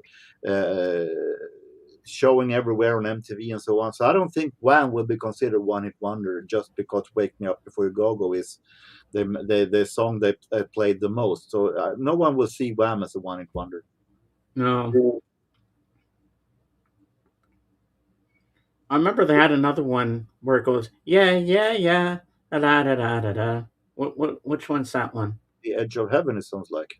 Oh yeah, It was their second final single. Wham, Club Tropicana. Oh, okay, Mike. Cool. Yeah. The early Wham songs like Club Tropicana, like Bad Boys and so on. Those songs are being played more and more these days, actually. So the people are discovering the early Wham a whole lot more these days than they had before. Yeah. I saw a documentary on Wham on Netflix, and it was very good. Hmm. But Andrew originally, he was not the focal point of Wham. It was everybody was more gravitating towards George Michael in the group, and so they put him as a centerpiece of the group, and they wanted him to go solo because he had the better stage presence than the other guy did, and it's true he did. Andrew Ridgeley did one solo album actually, and uh, it went in here and out here too many. So it flopped huge time, and then I think he started with race driving, if I'm not wrong. Really, race driving, huh? I would have never thought that would happen for him. But I'm not Yeah. sure what happened after that. But it's pretty obvious why George Michael was the one who was the center of the group. Yes, And my favorite George Michael albums are these two, Faith and Listen Without Prejudice. I would say I think Faith, the singles on Faith, some of the singles. I'm not going to say I'm not too fond of the Faith song, but a lot of the singles from Faith is good. But the album itself are little too different. It isn't. The songs are spread a little too much. It isn't too many different styles. It's like it haven't decided what style they want the album to be in. I need to listen to with prejudice again, because back in the days I didn't like it. I heard it once before in modern times, and I thought about this. I was really harsh on that one, so I need to listen to it again. But I like older, the one with Jesus to a Child. That one is a really great George Michael that has Jesus to a Child as kind of a Careless Whisper esque song, and then you have a whole lot of great club dance songs tracks. And another one I really like of his is A Different Corner. I think that one is dreadfully boring. The same is One More Try, that I think is extremely one of the things George Michael sings I like the least, because I think it's so boring. But I Well, like one, Too go Funky. ahead. Too Funky is an amazing track that he made for the 1992 for the Red Hot and Blue AIDS album. Too Funky is an amazing dance track with George Michael. Yeah, I think one of the a song that I like on Listen Without Prejudice, and it's got a jazzy feel to it, is Cowboys and Angels. I have a small remembrance of that song that I didn't like it back then. As I said, I need to listen to the album again to give it another chance, actually. But one Uh, song that always makes me cry on that album, I think it's one of my all-time favorites, and that is "Mother's Pride." Pray for Time is my favorite Oh on yeah, that. that's a good one too. It's the main single also, so it's not a unusual choice. "Waiting for the Day" is another good one. I like that that Freedom 90 was a great. Oh yeah, that's a good one too. Yeah, and then they reprised "Waiting for That Day" where you hear it's a little slower. It's slowed down, and you hear them going, "do do do do do do do do do do do do do." I like that. But Faith has some amazing songs. I mean, you had you had Monkey, fantastic single that is by George Michael, sounds most Wham actually. You have Father Figure, a fantastic single. Uh, so there have were a lot of great songs on singles on Faith as well. Yeah, the one from Beverly Hills Cop 2, "I Want Your Sex." Mm, I want your sex. I think that one is too much of rhythm and too Yeah. less melody. Oh, so he's got his favorites here, Mike says. Why don't you read that, Jorgen? His favorites, George Michael songs: "I Want Your Sex," "Fast to Love," "Praying for Time," "Amazing," and "Careless Whisper." Yeah, those are good ones, classics. You know, I think if he really wanted to, if he was still alive, I think George Michael could have really gotten to the jazz genre. I think he would. I think he would have done well. He's got the voice for it too. I think he could have done some jazz standards. Don't you think? He has done a jazz album with strings once. I have that album. It is Oh yeah. actually really good. What's it called? That was what I didn't want you to ask right now because I have I searched for it. Mike. What jazz album did George Michael do? Because now I'm curious. But Cowboys and Angels has a jazzy sound to it on "Listen Without Prejudice." "They Won't Go When I Go." That's another good one. I don't know Songs why.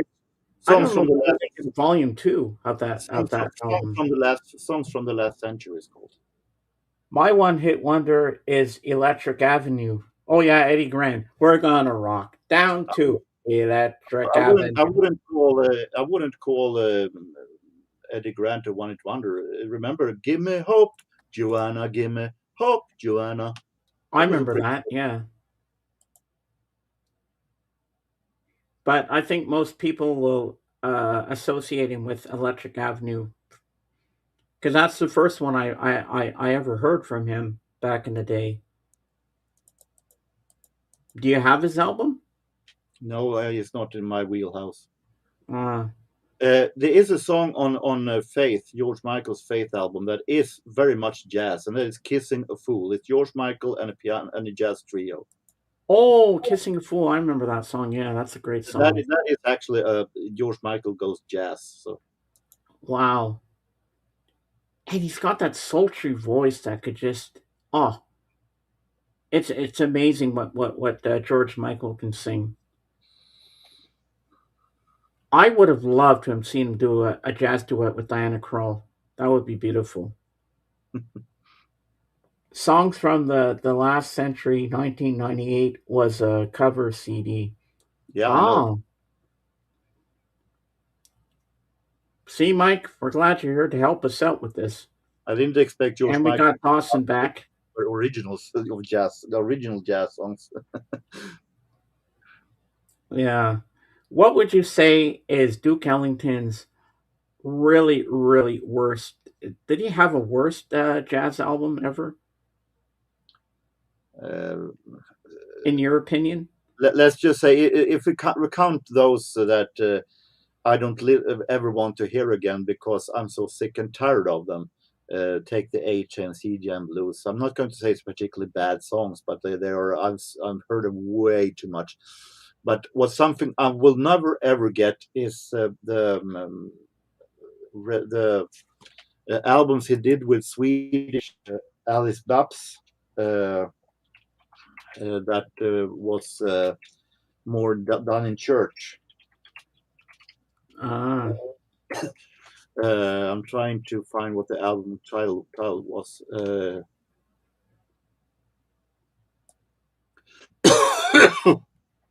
they were doing some albums, a trio of albums done in church, and those.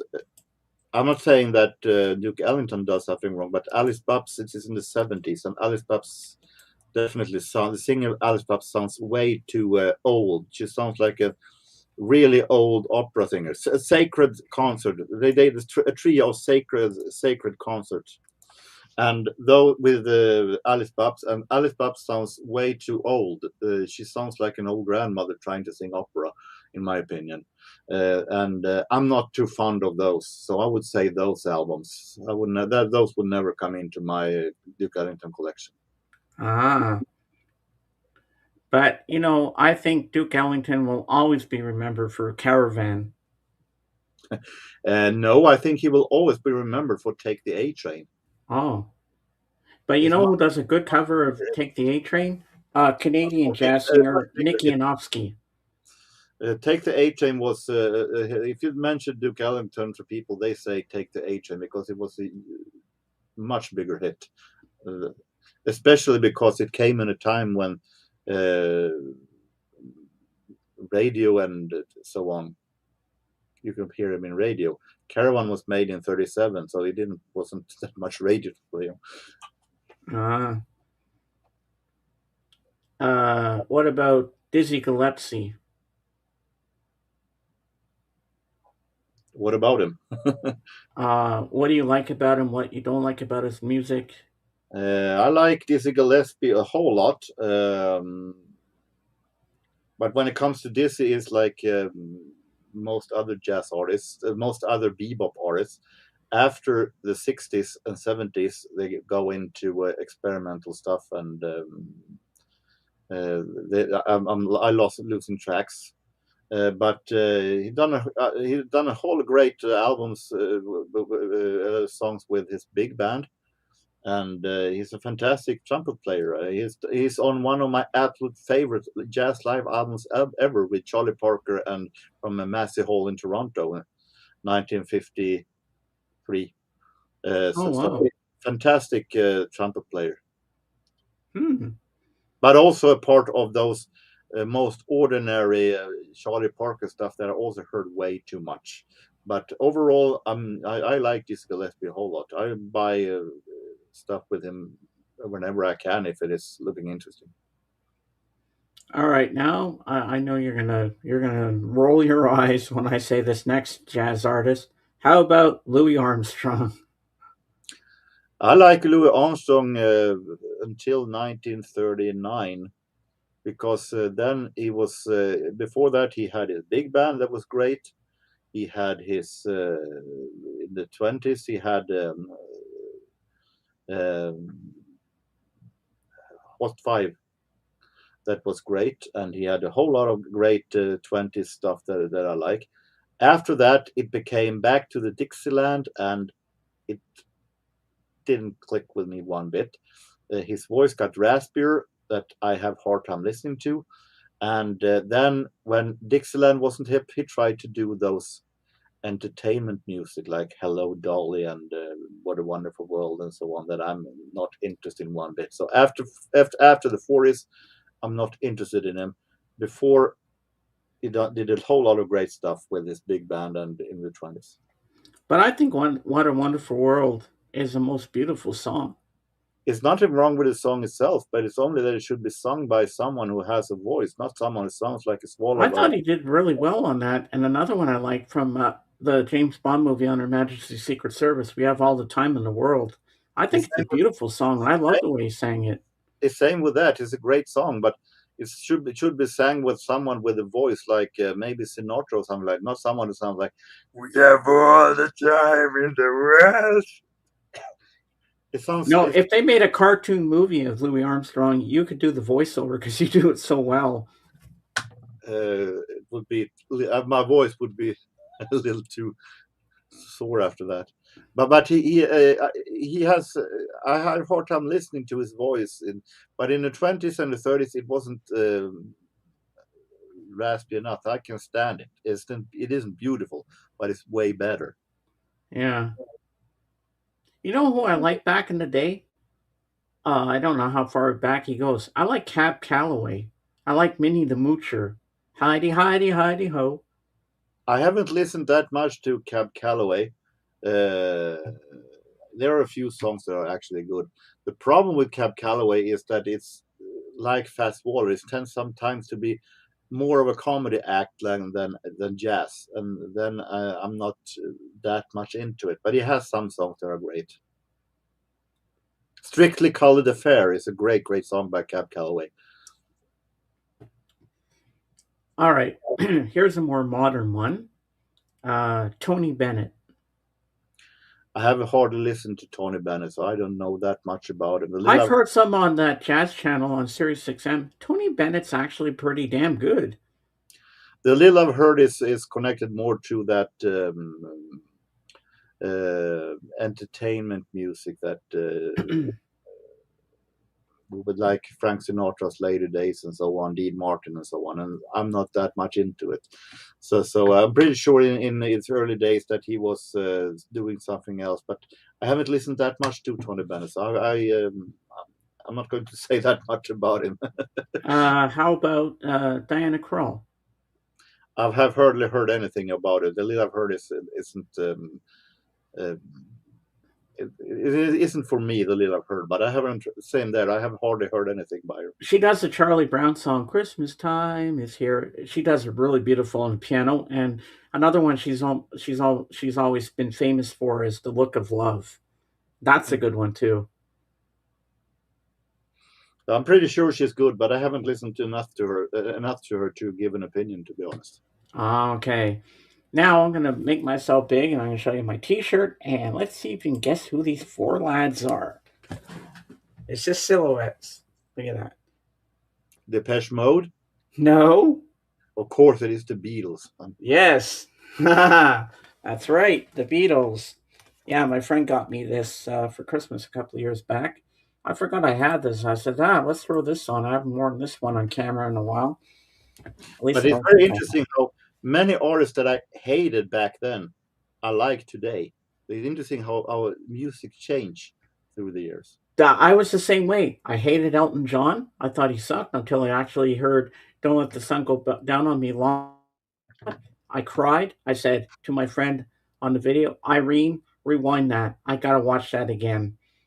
And then I said, okay. I burst into tears twice. She hugged me and she said, "You're an Elton John fan now, aren't you?" I said, "That song did it. That song nailed it right there." So that night I had to take home that video cassette to watch the whole concert. I said, "Now I want Elton. Now I want to hear Elton now." And that really did it for me.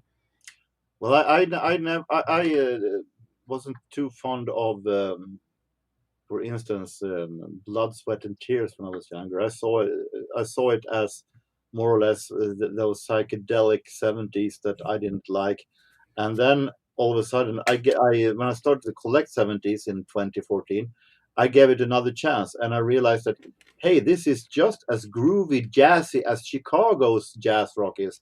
So then all of a sudden, I was turned into a Blood, Sweat, and Tears fan. Mm. And the same with the British, the Prodigy, that thought was just too messy, too noisy for my taste when it was popular in the 90s with "Smack My Bitch Up" and "Breathe" and those kind of stuff. And now all of a sudden, I love the Prodigy. I think they were one of the grooviest band in the 90s. So even I can change. I'm Yeah. only a little bit later than everybody else. Yeah, it takes time to get into groups like I said on my U2 stream. I didn't like U2. I thought they sucked or something. I don't know how I wanted to listen to them again and give them a second try. And then my friend Patrick was playing his cassette of Joshua Tree at the time. I said, "Play the CD or the cassette. I want to hear this thing." I said, I don't like them, but I want to hear it."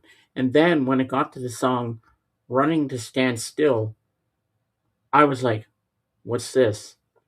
I said, "Patrick, rewind that song. I got to hear that again." Then I borrowed it and made a copy of the album, and I'm like, "Oh my god, I like this song." Then I listened to the full album, and that's when I fell in love with the drumming of Larry Mullen Jr. And I said, "Now I want all their albums. I want to collect them." And that's what I did. So it went from that to not liking U2 and then becoming a huge fan, all because of that song "Running to Stand Still." That song did it. It could have been "Where the Streets Have No Name," could have been with or without you, or something like that. But no, it was "Running to Stand Still." The same when it comes to me and Foo Fighters. Uh, I'm not going to say I don't. I still don't like Foo Fighters Foo Fighters '90s stuff. But there's stuff from past 2 or 3 albums are I was shocked over how good it is.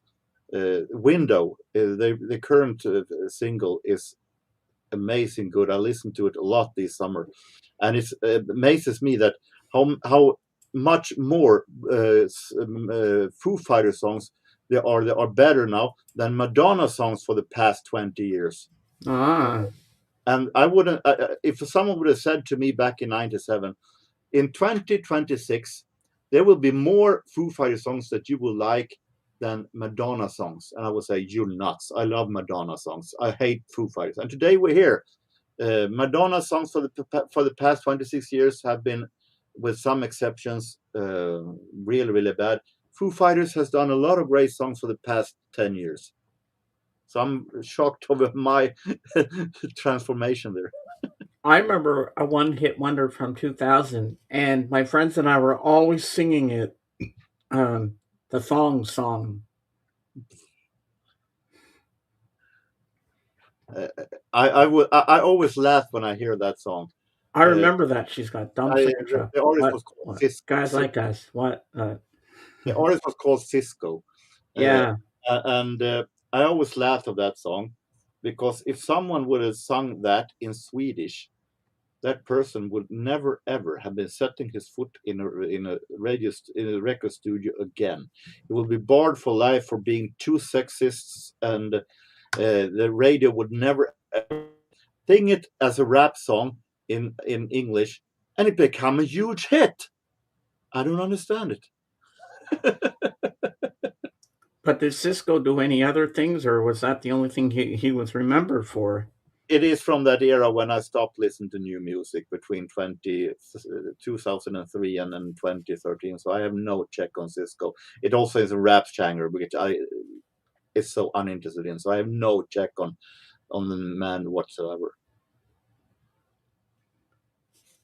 Yeah, and at that time, I think I was getting into Jessica Simpson and Mandy Moore at the time. I only remember Jessica Simpson from that wedding series that she made on MTV. Oh yeah, and I also had Christina Aguilera's first album with "Genie in a Bottle." And that song is by far still the best song Aguilera ever have done. Oh yeah, The rest I couldn't care less about. But Genie in a Bottle is actually a great soulish track, actually. I'm a genie in a bottle, baby. Yeah, I also had Britney Spears' album from 2000 as well. That was a good album too. I I have played that one over and over. I have 2 or 3 That's Britney the Spears. "Oops, I Did It Again" album. I have 2 or 3 Britney Spears albums because I think that the songs she did with the Swedish Sharon Studio was actually really, really good. Actually, she has a great. I like her voice and so on, And for some reason, Sharon Studio is the one who also produced Backstreet Boys and Westlife and so on, which I am so uninterested in. But for some reason, when girls sings they're produced, it sounds a whole lot more interesting. It sounds a whole lot better. Nothing sexist. It's only that their voices matches better with Sharon Studios, with female voices instead of male voices for some reason. So Hmm. I like I like Britney Spears' three earliest albums. Then afterwards, a little too much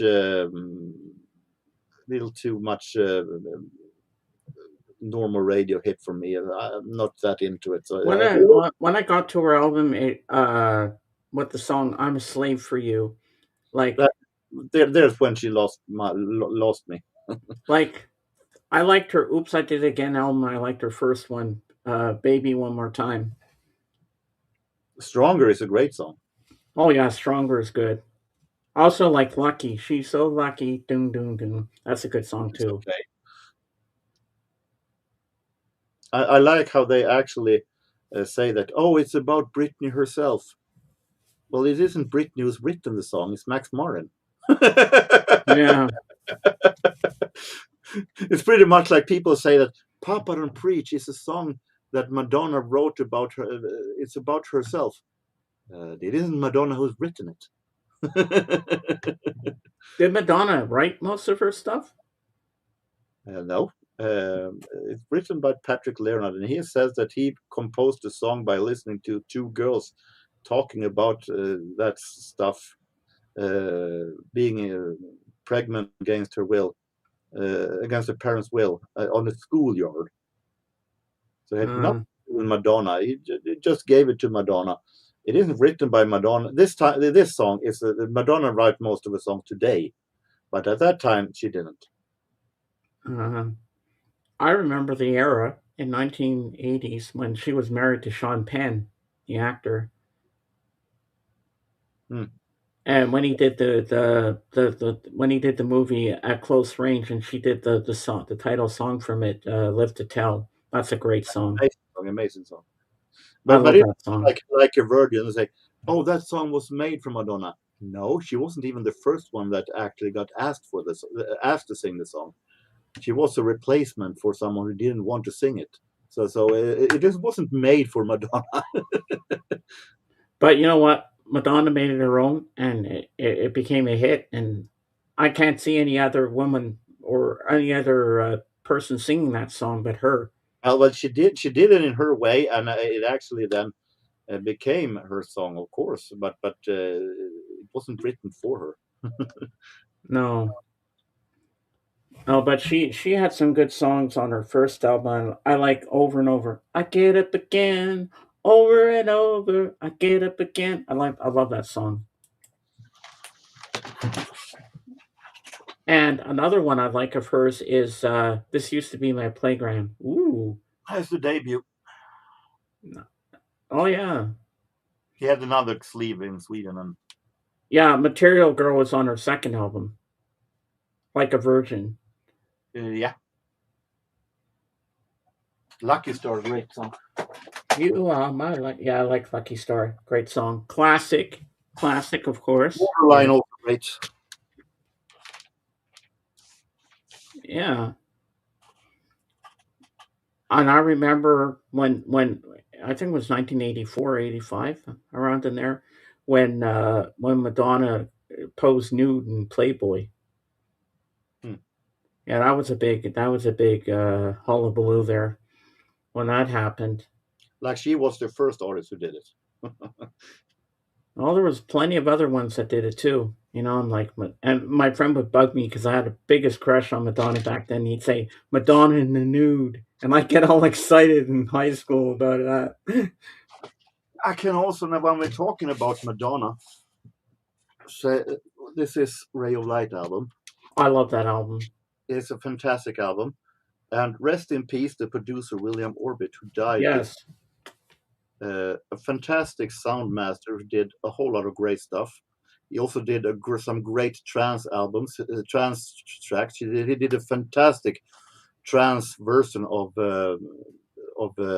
Samuel Barber's Adagio for Strings. and but this is a fantastic album that he actually tributed well to. He also is behind the songs that came after that, "Beautiful Stranger" and that song from Mike Myers movies after Yeah, Beautiful Stranger, Austin Powers. Austin Powers. But I was thinking, oh, that Don McLean cover, Oh, American Pie. American Pie. He also was did the sound bit for that also. Wow, So that's rest in peace, amazing. Orbit. You were a fantastic sound master in the 90s and O's. So did what's his face there? Quincy Jones ever have a jazz quartet or anything like that? Yeah, he had a big band. Ah, He was all jazz before the 70s. so was he always producing people like way back in the '60s? I think he was a piano player in the beginning, but he always been more of an arranger when it comes. He arranged other. He arranged Frank Sinatra. He arranged the Count Basie. He arranged Swedish Harry Arnold in Sweden at times. He was married to a Swede, and so he. But he had some. He did some of the best jazz tracks in Sweden. He's starting to lean more and more against the pop world from the late '60s and forward, and became more soul funkish in the '70s, and then he became more soul when he started to produce Michael Jackson, and he did the Master Jam for Rufus and Chaka Khan and so on, and the Brothers Johnson. He was jazz, all jazz from the beginning. Ah, I'm gonna read I you don't, the I don't think lyrics. I don't think he had done a quartet though. It's only been a modern big band. Ah, okay. I'm gonna read you the lyrics to a beautiful, beautiful song by Frank Sinatra. I think the lyrics are so romantic. This is the most beautiful song, and it's. I think you know what this one is. Strangers in the night, Oh, exchanging glances, wandering in the night. What were the chances we'd be sharing love before the night was through? Something in your eyes was so inviting, something in your smile was so exciting, something in my heart told me I must have you. Strangers in the night, two lonely people, we were strangers in the night, up to the moment when we said our first hello. Little did we know, love was just a glance away, a warm, embracing dance away. And ever since that night, we've been together, lovers at first sight and love forever. It turned out so right for strangers in the night. Love was just a glance away, a warm embrace dance, a warm embracing dance away. Ever since that night, we've been together, lovers at first sight, and love forever. It turned out so right for strangers in the night. My favorite line in this song is, "Love was just a glance away, a warm embracing dance away." Aren't those aren't those the most beautiful lyrics ever? to be honest, it's the first time I heard thinking about the lyrics because it's a song that every time I hear it, I'm shutting the song down. Not because it is a bad song, but because it's one of the songs that I'm heard way too many times that I'm so tired of hearing it. But it's great that someone read the lyrics because when you hear a song over and over again, you just hear the song. You don't listen to the lyrics that much if you hear the No, song much. but the lyrics for that song is so beautiful. Mm. When we go backstage, I'm going to play a song from. Well, she was 13 at the time. She's from Montreal, where I was born. Her name's Nikki Yanofsky. I'm going to play a song for you that she did back when she was 13 years old called "Vote for Mr. Rhythm." It's a great track, and I could just picture, and you're going to picture it too, maybe, Judy Garland singing it. Hey, Kim. It's just Sunday Funday. no topic. We're just talking about music and like Uh, we're talking about like one hit wonders and uh it was the same with when I heard with Terry Jack's "Seasons in the Sun." I Lyric love wise, that song. Here, lyric I'm gonna wise, put the link out for you, Tim, if you want to come up and join us.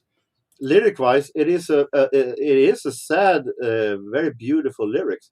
But I'm It so is. fed up, I'm so fed up with the song that I can't hear it anymore. There you go, Which Tim. Come up if you want. which More makes than the lyrics welcome. go in here and out here because I'm so fed up with the song. I can't listen to the song anymore, and then the lyrics are way in the back. Yeah, I like that with the jug. Do do do do do do do do do do do. And yeah, I in the like the song. summertime, I'm thinking. Sorry, I got the two things mixed up. But Seasons in the Sun is great. Whoa, here we I go. like We got Tim. Hello, Tim. Welcome in. Oh, I liked Seasons in the Sun once before, but I worked at a thrift store like 15 years ago. And then they had a radio channel on, a commercial radio channel that played songs from the 50s and 60s and 70s. And they played Seasons in the Song every day, 3 times a day. And Wow. after that, I felt like I don't ever want to hear that song again. You ruined a great song. Thank you very much. I'll tell you a great Sunday song that makes you feel good every time you hear it All right. is Orleans, Still the One. Every time you hear that song, you We're can't talking help about but feel better. we're talking about the yacht rock band Orleans. Orleans, see. I like them. I love Orleans. I think they're a fantastic group. Still the One. They had two or three big hits, but Still the One is my favorite. I think I have 3 or 4 albums by Orleans. I think they're great. It's also interesting. Was it them and was it America? I don't remember. That was produced by Phil Hartman. That later would become the Simpson voice in the Simpsons. Oh yeah, and he was also on Saturday Night Live. And then he died early. But Yeah, I think his wife killed him. I think it was a producer for either Orleans or America. I didn't even Yeah, know he was a music producer till now, till this very moment. All but right, Tim, give me an album, uh, any artist that you didn't like it the first time you heard and took a few listens before it grew on you. Any artist you want, surprisingly, it's the Rolling Stones. really? Yeah, I was never really got into the Rolling Stones until I was young. I was about 12 years old when I got into them. But when I first heard them, I didn't like them at all. And another was Kiss. And then the older I got, the more I liked them. Was there a certain song by Kiss that knocked you out and said, "Oh, I want to hear more"? Love Gun, Ah, that's a good one. What about the Stones? What songs you Stones, did? Honky Tonk, Honky Tonk. Honky Tonk Women. That's a good Yeah, one. Yeah. Honky Tonk Women. Yeah, my mind went blank. Yeah, Honky Tonk Women, and then I saw them on the Midnight Special back in the '70s and everything, and I really loved them. And then, of course, Aerosmith came along, and Aerosmith was pretty much in the same vein. So Oh, that's cool. And thank you for sitting in for me the other day on Kate's. I appreciate that when I no was at the problem. hospital. But Thursday I found out I had shingles. It's Oh my clearing up. gosh! It's Did, clearing up. where was you broke out at? On the face? What part of the body? My left leg. It's still scabbing.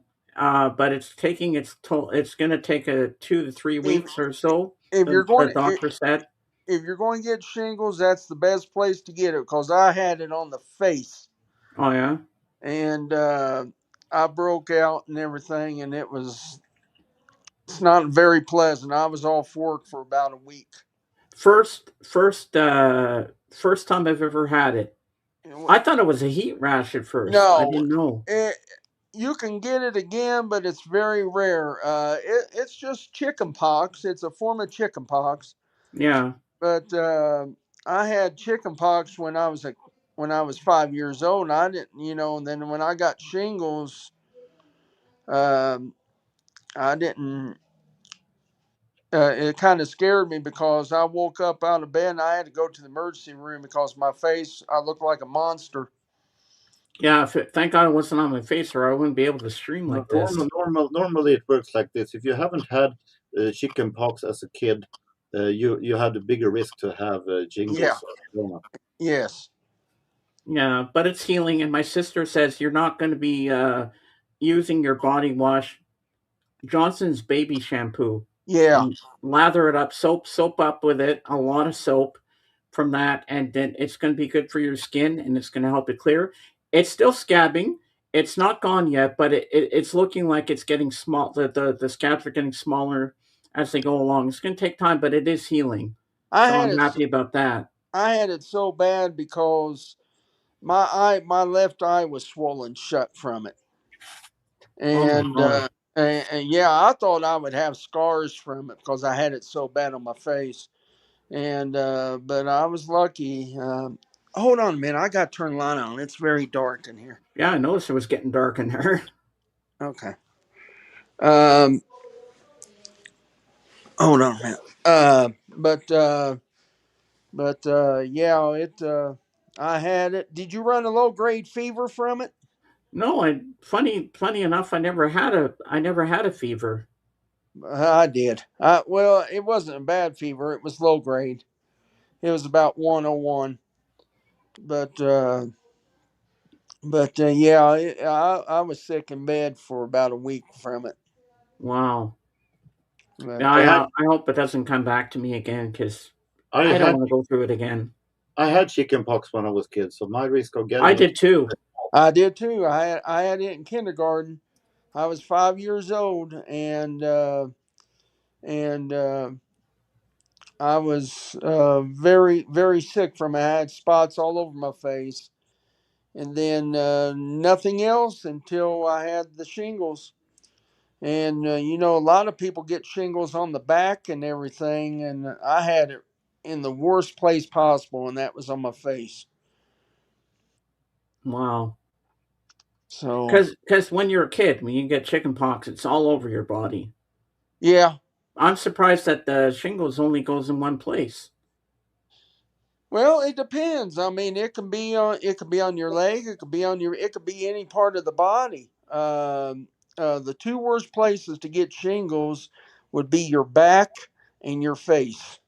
Yeah, but Uh, what James means that it's surprising that chicken pox is spreading over all of your body, and jingles is all collected to one place of the Yeah, body, not the entire body. correct. Correct. And yeah, it's not pleasant. no. I went to the emergency room that night because I woke up and my eye feel like somebody was poking my eye with a finger in my eye. And I said, "What?" And then so I go into the bathroom, look in the mirror, and my face looked like a monster. So I got a little scared, and I got in the car and drove up to the emergency room, and they took me straight in. They looked at me, and about 30 minutes later, they come back and told me what it was. They gave me a prescription antibiotic and an ointment, a cream to go over my eye and everything. I had to put a patch over my eye for a week. Wow. And when I put this ointment on, it started itching, and that's a good sign when it does that. Yeah, Uh, because I didn't know how long I had this, but it was past that point where the doctor could give me ointment. And she said, "No, you're clearing up now. It's scabbing, so it's going to take 2 to 3 weeks or four, and you'll be right as rain." well, that's She good. said, "It's nothing to worry about. Don't be No, scared." no, it's you just gotta take care of it, and follow the doctor's orders and follow the prescriptions and everything. But Yeah, all I have to do is take showers and with baby shampoo, and I'm good. now me, I couldn't. I had a hard time, washing my face and everything. They gave me baby shampoo and I forget what kind of cream moisturize my face because I couldn't use just regular soap or shower on my face. Yeah. So it was a experience. And how long did it take for it to clear up? I'd I'd say a week, and I kept the patch over my eye and everything. And yeah, I was off work a week. I called my boss and said I won't be in for. He said, "Well, you got?" I said, "I got shingles." You got shingles? Mm, So I didn't know if shingles was contagious. I didn't know of you know. And back then there was no Google. There's no. This is back in the '80s, yeah. so you know, it was kind of hard to get any information on it. Yeah. Like, I don't even know how I got it. It's a gene in you. It's a gene in you. And if something triggers it, it can cause it. It can cause it to happen again, but chances are it won't. But you can always get it. I could get it again myself. Yeah. And I had chickenpox as a child, and I had this. But Mm-hmm. it's just a gene in you. I don't know. Yeah, a week is good. So yeah, I was off about a week. Hey, how you doing, buddy? Yeah, I saw you in Kate's the other day. Um, I was thinking of a joke, but maybe it's the wrong moment to say that. well, here, I'm gonna make you a mod because I know who you are. Let's make you a mod. Add as moderator. I'll make you just a standard moderator. There you go. Now you're a mod. Would it be improper of me to make a joke? Go ahead. Uh, what? I was going to say that glad that it didn't come at Christmas. Hey, Dark Wizard. I was going to say that glad it didn't come at Christmas so you can sing jingle bells.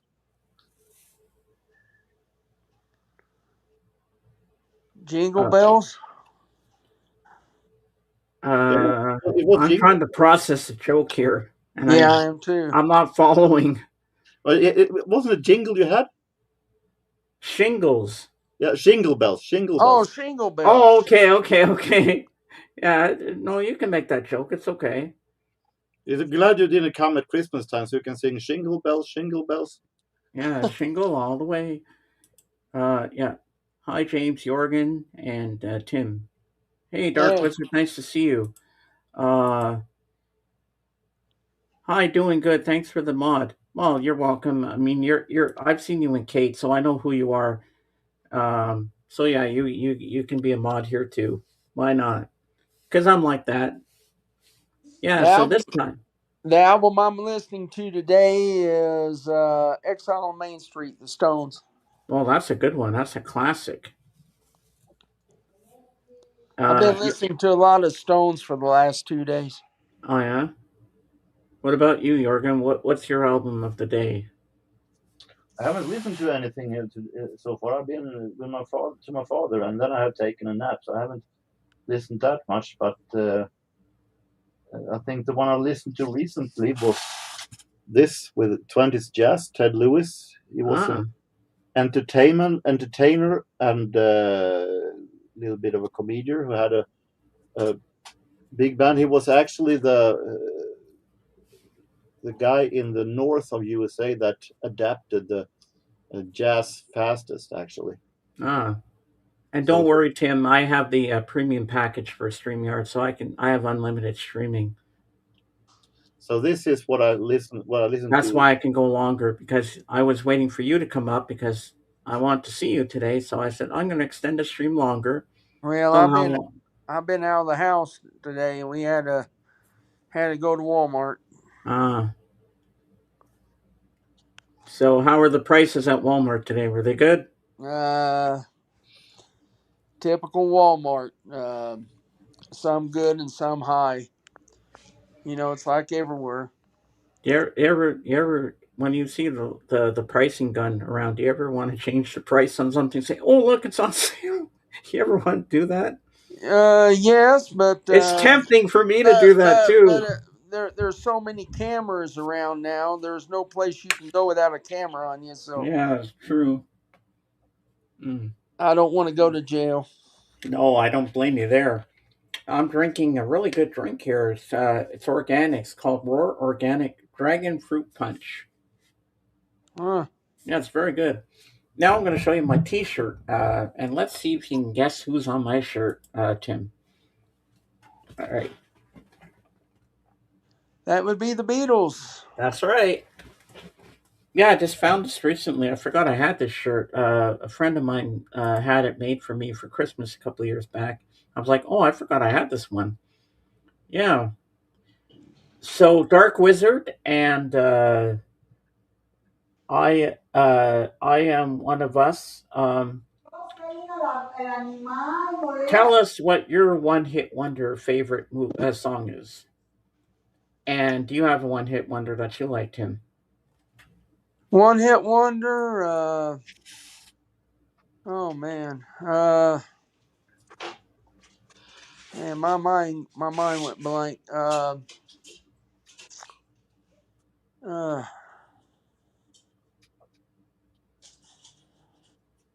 Argent. Hold your head high. Ah, do you know that one, Jorgen? What was it called? Argent. Hold your head high. Never heard of. I don't think I've heard that either. Yeah, it's Argent. Ron Argent's band. Ron Argent, I think he just recently passed. I may be wrong on that. I think he did though. Ah, I But was my favorite is Device, Hanging on a Heart Attack. Was a hit in 1986, and I can clearly say they are a one-hit wonder because they only released one album before splitting. But what a song that was! and there was an AM radio song back in the 70s that's kind of corny, but I really liked, and that was Afternoon Delight. oh yeah, that's a good one. Starland Vocal Band. Yeah, I remember that song. Afternoon delight. Yeah, Yeah. that's a good one. What was I going to say? Oh God. Well, my favorite one hit wonder is "Take on Me." Uh-huh.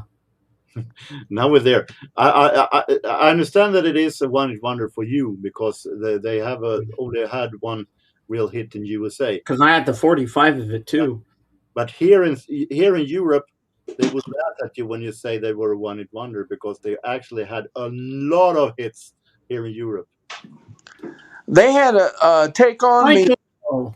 Take On Me. That was a very, Yeah. very unique video at the time. In the year, okay, I'm not even going to try that. God's a coming.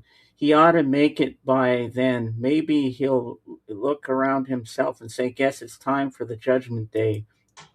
It is a continuing of In the Year 2525. Oh, yes, I know that song. Yeah, yeah. Yeah. That's a good song. God, I ain't heard that song since I was a kid. Yeah. I remember a weird song. Remember Short Shorts? No. Who wears short shorts? Oh Da, da, yeah. da, da, da, da. Yeah. I was listening to the 50s channel on Sirius XM this morning. They were playing Short Shorts. You know what's scary though? Going back to Michael's comment in the year 2525, that's not that far away now. It's only Nope. five. It's only 500 years. Yeah, I know. Yeah, I know, but I mean, it's back when that song came out. It was long time. Oh, yeah. If you put it like that, yes. But neither of us will live to see the day still. Ziegler and Evans, yeah, remember it, Michael. Cool. But you remember when we was kids and people talked about the 21st century, and and watching the Jetsons and all that stuff, and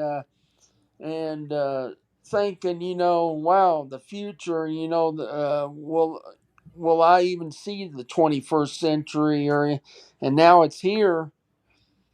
It's pretty fun. I read a book. I read what people back then in the 60s thought would happen in this year. and then there will be people will go travel to the moon every day. We will go in with the jets all over. We will have food where we stuck our hand in the TV and get it, and the people, it was just totally nuts. But no one, absolutely no one, figured out that we will have cell phones talking. Well, I don't know. If you remember on the Jetsons, people called on the television, and you could see who you was talking to on the television and everything. So you know, and But we then but we can be sure about that. A lot of things they talked about in the 60s would happen. They didn't have a clue. no, And they no. promised us moving sidewalks. Did we ever get those? No. Well, it's in the airports. Yeah, and flying cars. We're supposed to get flying cars, but we haven't seen that yet. Can you imagine if everybody had a flying car? There'd be crashes in the air all the time. Oh my God! The cars would be exploding and they'd be They'd falling be down. falling. They'd be falling to the ground. Oh, definitely. Oh my goodness. And you know what? I think one movie really depicted the future very well. 2001: A Space Odyssey. The FaceTime call. I'll tell you what. When I'll never forget when my dad bought his first calculator, and that was back when calculators first came out, and they was a $200, Wow. and he bought it. I think he bought it at Radio Shack, if you remember Radio Shack. Oh, I remember Radio Shack. Yeah. And it came with a pouch, a carry pouch, and everything, and it had glowing LED numbers and everything.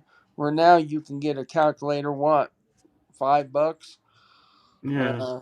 But yeah, I remember when I remember when color TV came out, and we had black and white TVs, so the color TV, that was a big deal. And before the remote control, you had to get up and change the channel. Yeah, I remember remote controls, and remote controls were huge. They were pretty big, let's big and just say, fat. let's just say that I remember here in Sweden back in the 80s and before that, we only had two. If you didn't have cable TV, that is, you only had two channels to watch. Yeah, I remember we had. I'm wanting to say 10, and we had three broadcast channels in the United States: ABC, CBS, NBC. There was no Fox. There was no ESPN or nothing. It was just three networks and PBS, Public Broadcasting System, and that was it. And then I remember when we moved to a place where they had cable TV in the apartment, and I got to see Sky Channel, Super Channel, Yeah, and all this. It was a yeah, whole new world. yeah. Huh? I remember. I Can I? remember. Wow. I remember when I first saw cable TV, and I saw ESPN, and saw MTV, and Very true, Michael. Very true. And then I remember I was like, "Hey, mom, can I move my bed to the TV?" exactly, exactly.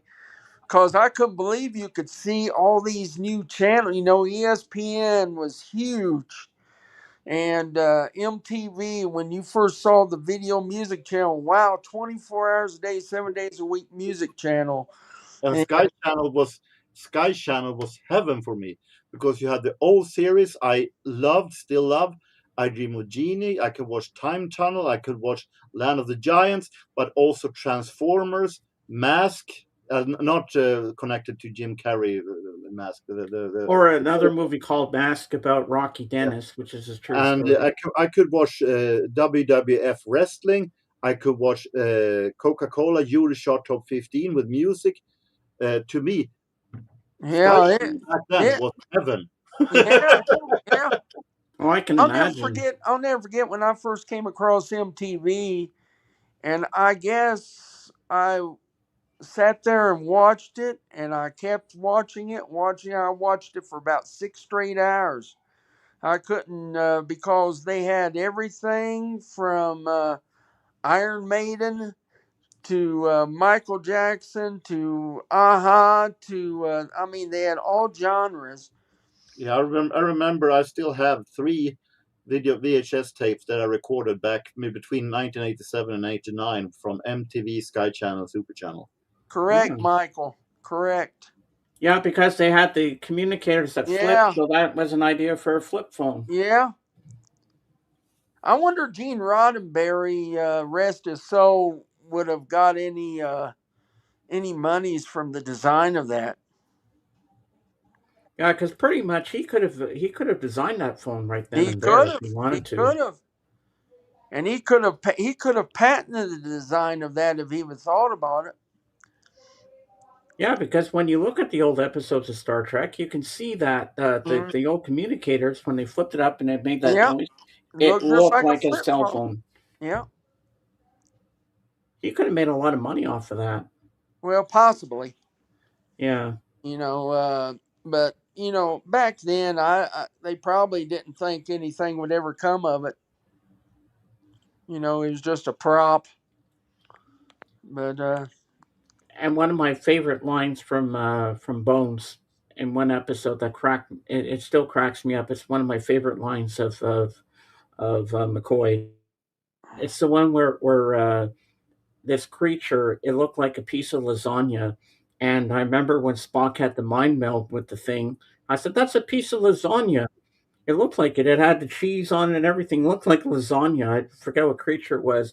And then Bones had to do a surgery on it for something. He says, "Captain, I'm a doctor, not an underwater bricklayer." That line always cracks me up when he says that. I don't think any of the cast members are still alive, are they? I think I think Shatner's William the only one. Shatner. Yeah. But I've been reading a lot of things on Facebook. Oh, okay. No problem. Oh, I've seen a lot of things on Facebook about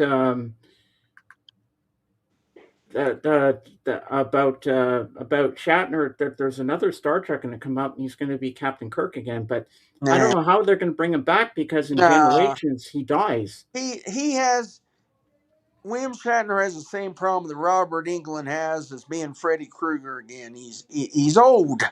Hey Ray, how you doing? I'm doing okay. Nice to see you. It's been a long time, Ray. Yeah, and the Lamb hasn't been doing much streaming much anymore. Well, welcome in. Nice to see you, man. Yeah, William Shatner's 93, and I don't know how old my Robert Englund is, but he's up there. Yeah. Well, look at Clint. He's still going strong, and he's 96. No, he's retired now. Yeah. Yeah, he's quit Rob, acting. Robert Englund is 79. Oh, he's younger than I thought. I thought he's older than that. Wow. But yeah, Clint Eastwood, yeah, he won't act no more. No, but I'm kind of disappointed in Clint at the moment because I was hoping before he retired that he'd have one more Western in him. I wanted one more Uh, Western. he'd have to get on a horse and everything. He's too old. He's too old. I mean, it'd be wonderful, but yeah, 93-year-old riding a horse. Yeah. I'm doing okay. I'm just getting over some shingles. Nothing to worry about. I'm still streaming. I'm doing what I have to do. And Ray, I didn't tell you that my mom passed away on March 21st of this year. So, but you know what? Life goes on. I'm doing good. I got all my buddies here. I'm happy, and I'm doing good. Yeah, but what was I going to say? Yeah, Clint. If there's any guy that did westerns good, he was better than John Oh, Wayne, in my yeah, he opinion. was. I thought he was. I thought Clint Eastwood was the best in westerns. Like when I first saw The Good, the Bad, and the Ugly, I was like blown away. I was like, He just wow. he had Clint Eastwood had the swagger, and Clint Eastwood didn't. You remember that? that character he played in the westerns, was it the guy with no name or Yeah, something? the man with no name. The Yes. man with no name, and he never said a word. He just came in and he spit a chew of tobacco out, and, Yeah. and he would just let his gun do the talking, and he didn't. He never said a word. He would just No, like talk. there's a scene in Pale Rider where the bad guys are in the saloon. They're just shooting up the place. He's got that little cigar on the side of his mouth. You can Yeah, hear his spurs going cling, cling, cling, cling. And yeah. he stands there and he says to them, "Are you quite finished?" I love that line. He just says that, "Are you quite finished?" And he pulls out his gun and shoots them You all know, down. and the thing good about Clint Eastwood, he done western so well, but he, Dirty Harry, the Dirty Harry Yeah. series, he was just a great. Gran Torino, Oh yeah. uh, and then he Madison County, where that romantic movie he had was Shirley MacLaine. Oh no, that's Meryl Streep. Oh, Two Meals for Sister Sarah. You're thinking no, of that ain't the movie I'm talking about. It's Bridges of Madison County. Bridges of Madison Yeah, County. that's with Meryl Streep. Yes. Okay. The other one with Shirley MacLaine is Two Meals for Sister Sarah. Okay, I had them, but he could do romantic movies. He could do westerns, action. He Everybody associates him with westerns, but the Dirty Harry movies was unbelievably good. I Everyone, would love to have seen a showdown between him and John Wayne. John Wayne would be like the Clint I Reach for the heard, Sky Pilgrim. I heard him and John Wayne did not get along. No, No, it was egos. You know, the creature was called Horta. Damn it, Jim! I'm a doctor, not a horticulturist. Oh yeah, I remember that. Oh yeah, the creature. Yeah, but it looked like I, a piece of lasagna. I Oh, heard I've a got a movie for you, Tim. Let me grab it off my I shelf. heard a It's a line. Clint one. I have a line in Transformers movies one where they say, "I'm not a doctor. I'm a football." I have a Clint one. I'm so upset with movie theaters now. They play the same old stuff. I'm so sick of the comic book movies, the children's movies. Oh yeah. Welcome to the club. Um, I'm just so sick of it. There's no variety at all. There's no comedies. There's no action movies coming out unless they're AI. There's no horror. I There's agree. no It's only superhero movies. It's biopic superhero movies. and reboot The and Marvel reboot. movies, and it's every single theater. They made the projections now digital, so they only offer the digital operators just a certain Actually, I've got amount of two, movies Tim. they can show, and it's the same I thing. haven't been to the cinema since before the pandemic. And I'm not going to be either, not until they change, because I'm not going to pay a lot of money, the more expensive prices and everything, to go see stuff like that. Well, my sister taking me this week to see the new Spider-Man movie because I'm a big Marvel fan. I was just talking to Jorgen. I'm so tired of Marvel. To be I'm honest, I thought that the three first with Tobey Maguire was really. But this Spider-Man is knocking off the charts. It's so popular, so I'm excited to see and, this and the one. thing and the thing about these movies today, they're saying, "Oh, this movie made billions of dollars." Put them up against the old movies and adjust the prices to the times. I, Yeah. I These actually these movies today, they cost a fortune to go see, and everything. And so yeah, they're going to make more money than what Jaws or the movie of the '70s or '80s made. Mm-hmm. But they should go strictly. If you want to know, they should go strictly by attendance. I actually watched the Tobey Maguire Spider-Man movies. I watched the three first X-Men movies, and I watched on theater Iron Man 2. But after I watched Iron Man 2, which was an okay movie, I'm not judging that. But then I realized, okay, it's going to come a Captain America, Green Lantern, there's It going to be never ends. It and I never felt like ends, and they just never, and, no more superhero movies for me now. so I'm short-sighted. fed up with it. Make make some good action movies. The last good action movies was the Fast and the Furious franchise. But other than that, There we they're also have another problem. You should remember there was a time when the follow up to a movie was a complete failure because no one thought that it would be better. Today we're up to Fast and the Furious 10, we're up to exactly 11, and because people act like it's normal. there is it's like in music world. There's no creativity no more. No. They're looking for the fast buck. They said, well, Spider-Man did good, so we'll make a Spider-Man 2, then we'll make a Spider-Man 3. There there's no creativity in Hollywood anymore. There's what I think is a problem. Superhero movies, reboots of televisions and Uh, old films, and also biopics and continuations, eternal continuations of movies from from that has been continuing forever. and the last good horror movie was the very first Nightmare on Elm Street movie. Oh yes, which I It I have. don't watch horror movies. I don't it know. was 1984. It was unique.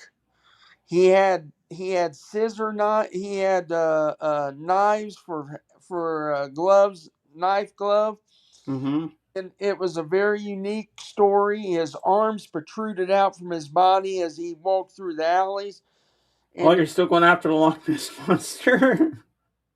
I don't watch horror movies, so I don't know. No, I love horror movies. I loved a good horror movie, but even the horror movies today are just reboots, and Yeah. there's no creativity in Hollywood no more. No. So Amen. Tim, I've got two movies here. Clint Eastwood. One, these two are fantastic. One of them I saw recently. Well, not that recent, but maybe 2 years ago or so. And this movie is good. A story of being lost and found, and it's called Cry Macho. I've never heard of it.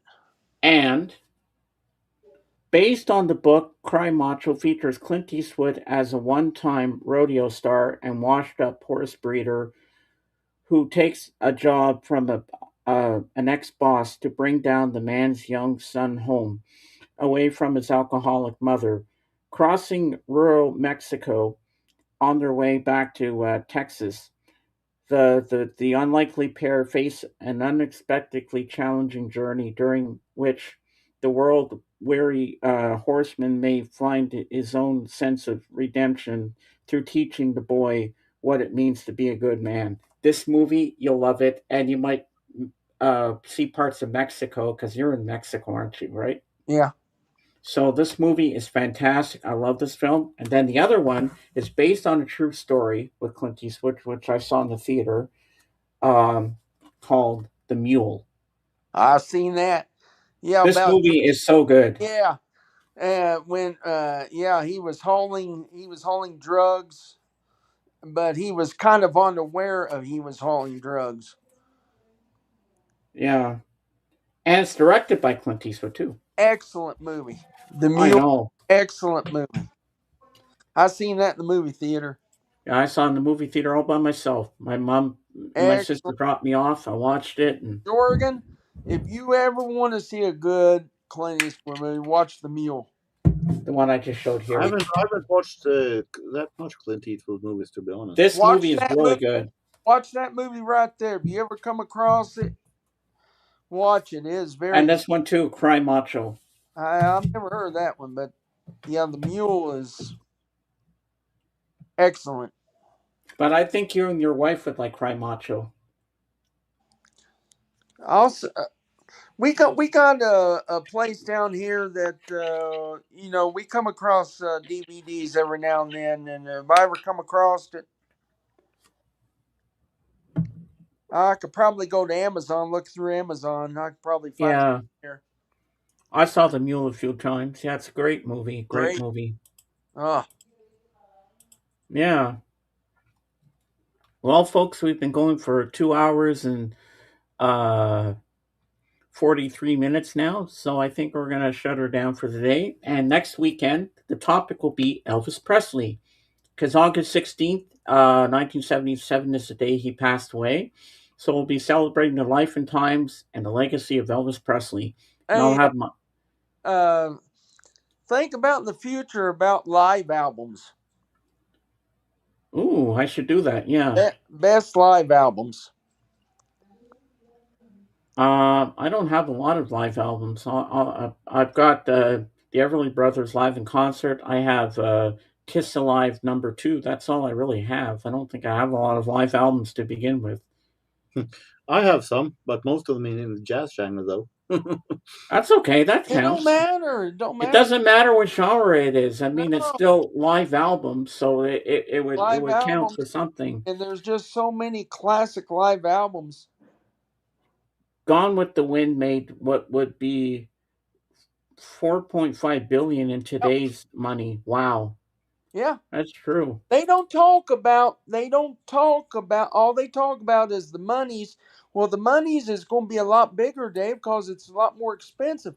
Uh, they should strictly go by tickets sold. It should be totally by attendance, and that's how you figure it out. Yeah, these new movies is going to always make more than the old movies. Always. Hmm. If But I Star, have a good sister, and if I like going to the movies, and she knows that because I don't go out much. I I don't go enjoy clubbing or anything. If my sister says, "Hey, you want to go see a movie?" I'm like, "Yeah." I enjoy going to the movies. The last I saw was Fast and Furious 9. I'm still waiting for #10 to come out. It's supposed to come out next year. I'm looking forward to the ending And to supposedly see that's how. supposed to be it because all these people in those movies is old now. They're getting old. Oh yeah, definitely. And they've been doing this for 20 years now. Yeah. So, but I enjoy going to the movies, but it's so expensive and there's just no variety. There's no you look through and it's all superhero movies. That's all they're showing. Oh, and I've been hearing lots of good things about the Odyssey. I'm just sick of no variety. There's nothing. It's either superheroes or nothing. And I've griped and complained to movie theater websites about this, and they said, "Well, this is what the families like, and this is what the kiddies like, and this." I said, "What about the people that like action movies and horror well, we show horror during Halloween season. That's it." Ah. It used to not be that way. You remember back in the day, in the summertime, you had your summer blockbusters, your Terminators, Oh no. Yeah. and Oh yes, I have Wings Over America. You just reminded me of that, Michael. good album. The But summer was spectacular because you had your big summer blockbusters in the summer, and then Christmas time you had your Christmas movies. But anymore, it's just superhero movies, and they've just overdone it. And I don't, I don't, I prefer not to go. I prefer, just to stick with my. I would love to see a second run movie theater that would show older movies. I want to have them see do a Clint Eastwood Western I marathon. would love to see that. I would love to see a Jaws in the theaters again on the big screen, and go back to even the westerns and the Dirty Harry series. Have the Dirty Oh Harry, yeah. on the big screen. I guarantee you would have a lot of people that would go Oh, I'd definitely go because I love Clint. because people is just so fed up and sick and tired of Marvel movies. They're sick and Yeah. tired of it. That's all they're showing, and it's multiple theaters. Because I was just telling Jorgen, uh, ever since movie theaters went digitized and everything, the movie studios put on your uh, digital movie projectors the movies that you can show, and that's all they put on there is these Marvel movies. I don't even think movie theater owners has a choice of what they can show. Hmm. Yeah. But what I'd love to see on the big screen, I own them on Blu-ray. I'd love to see Doctor Zhivago on the big screen and Lawrence of Arabia. I'd like to see Ben Hur again. I've Ben seen Gone with the Wind on the big screen. Ben Hur, the Yeah. Bible, the Bible movie. I'd love to see that on the big screen. And there's so many movies that really look great on the big screen. You Oh, and know, I'd love to see on the big screen is I want to see what's it called? I want to see Slapshot on the big screen with Paul Newman, the hockey movie.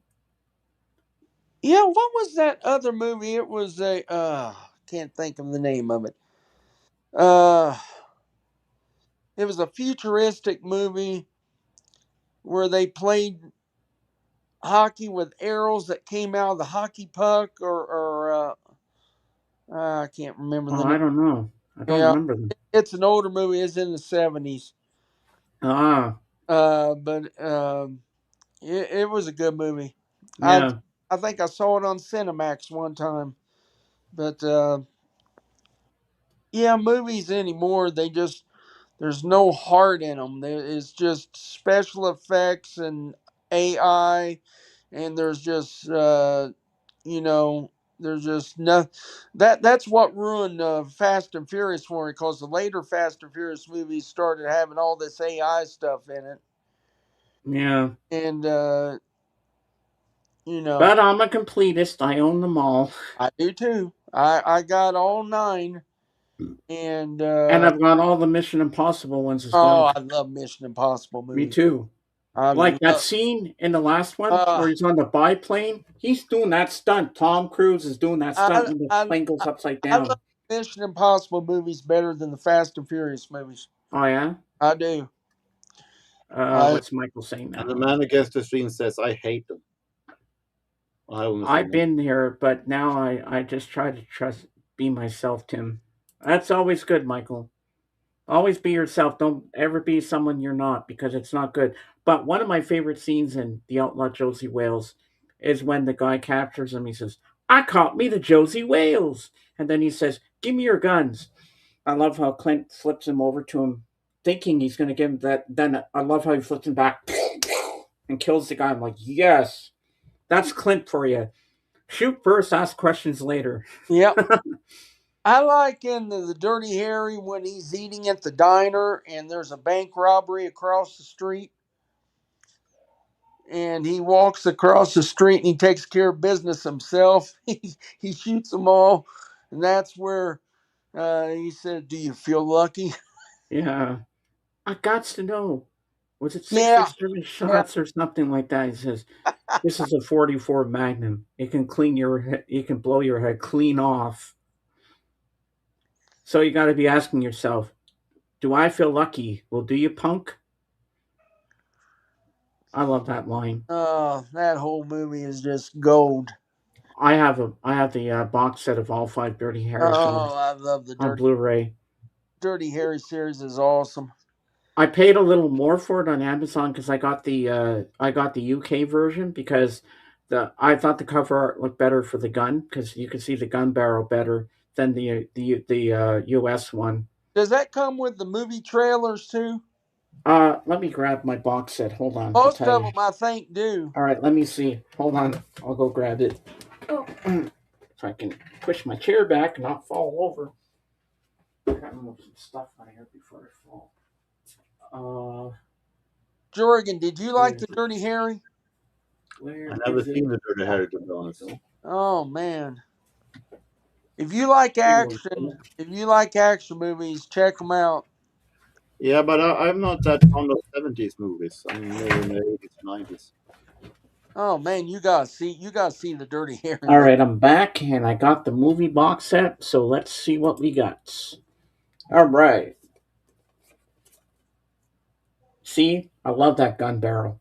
I love that right And there. That's so cool. Okay, what's it say here? Dirty Harry special features, um, commentary. Okay, you got uh, vintage featurettes. Vintage profile Clint Eastwood, the man from El Paso, interview gallery.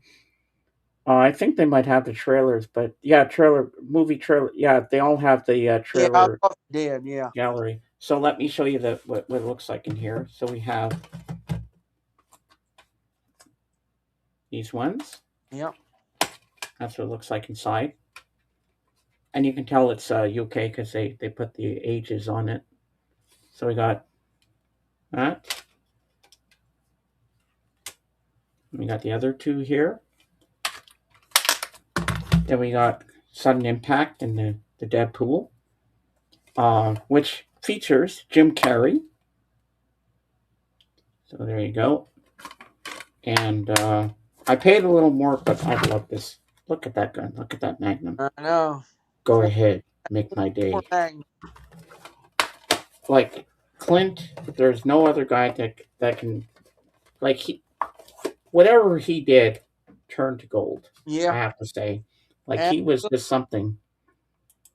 Absolutely. I mean, Another one I like him with Richard Burton is Where Eagles Dare. Kelly's Heroes. Kelly's Heroes. I remember that one. Yeah, I have that too. That was, I think, 1970 or 69. I paid a little more for my copy of the Gauntlet because I want the original cover art.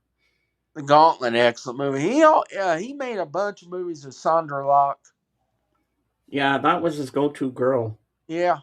and I loved him in Heartbreak Ridge, Heartbreak Ridge was excellent. where they had that famous line "clusterfuck." Mario Van Peebles, I think that was the debut of his acting career in that movie. Oh, the way he tried to scam Clint in that movie, Yeah, that was so funny. And when they had the wrestling in the mud, that scene cracks me up that every movie, time. that movie to me was excellent. Now that's good movie making. To me, that's good movie. Oh, Michael just put it up here. Being this is a 44 Magnum, the most powerful handgun in the world, and will blow your head clean off. You gotta ask yourself a question. Do I feel lucky? Well, do you, punk? That's a classic, That's yes. a classic line. Oh, yeah. Well, guys, we've been going for 2 hours and 56 minutes. It was a great stream. I want to thank my guests for being here today. I want to thank my co host, uh, Dawson. I want to thank Tim for being here. Thanks for being here. You're always welcome to come up because I, your input is very important to us. I enjoy. Jorgen, I enjoy. Michael, Dusty Spins, everybody else that was Oh, here. and don't forget, Michael streams tonight. So Yes. check his stream out. And thank you all for being here today. And as I say on my channel, Beatles forever. See you on the next one. Bye for now. Stay backstage, Jorgen and Tim, because I want to play you a song. All right. All right. Oops.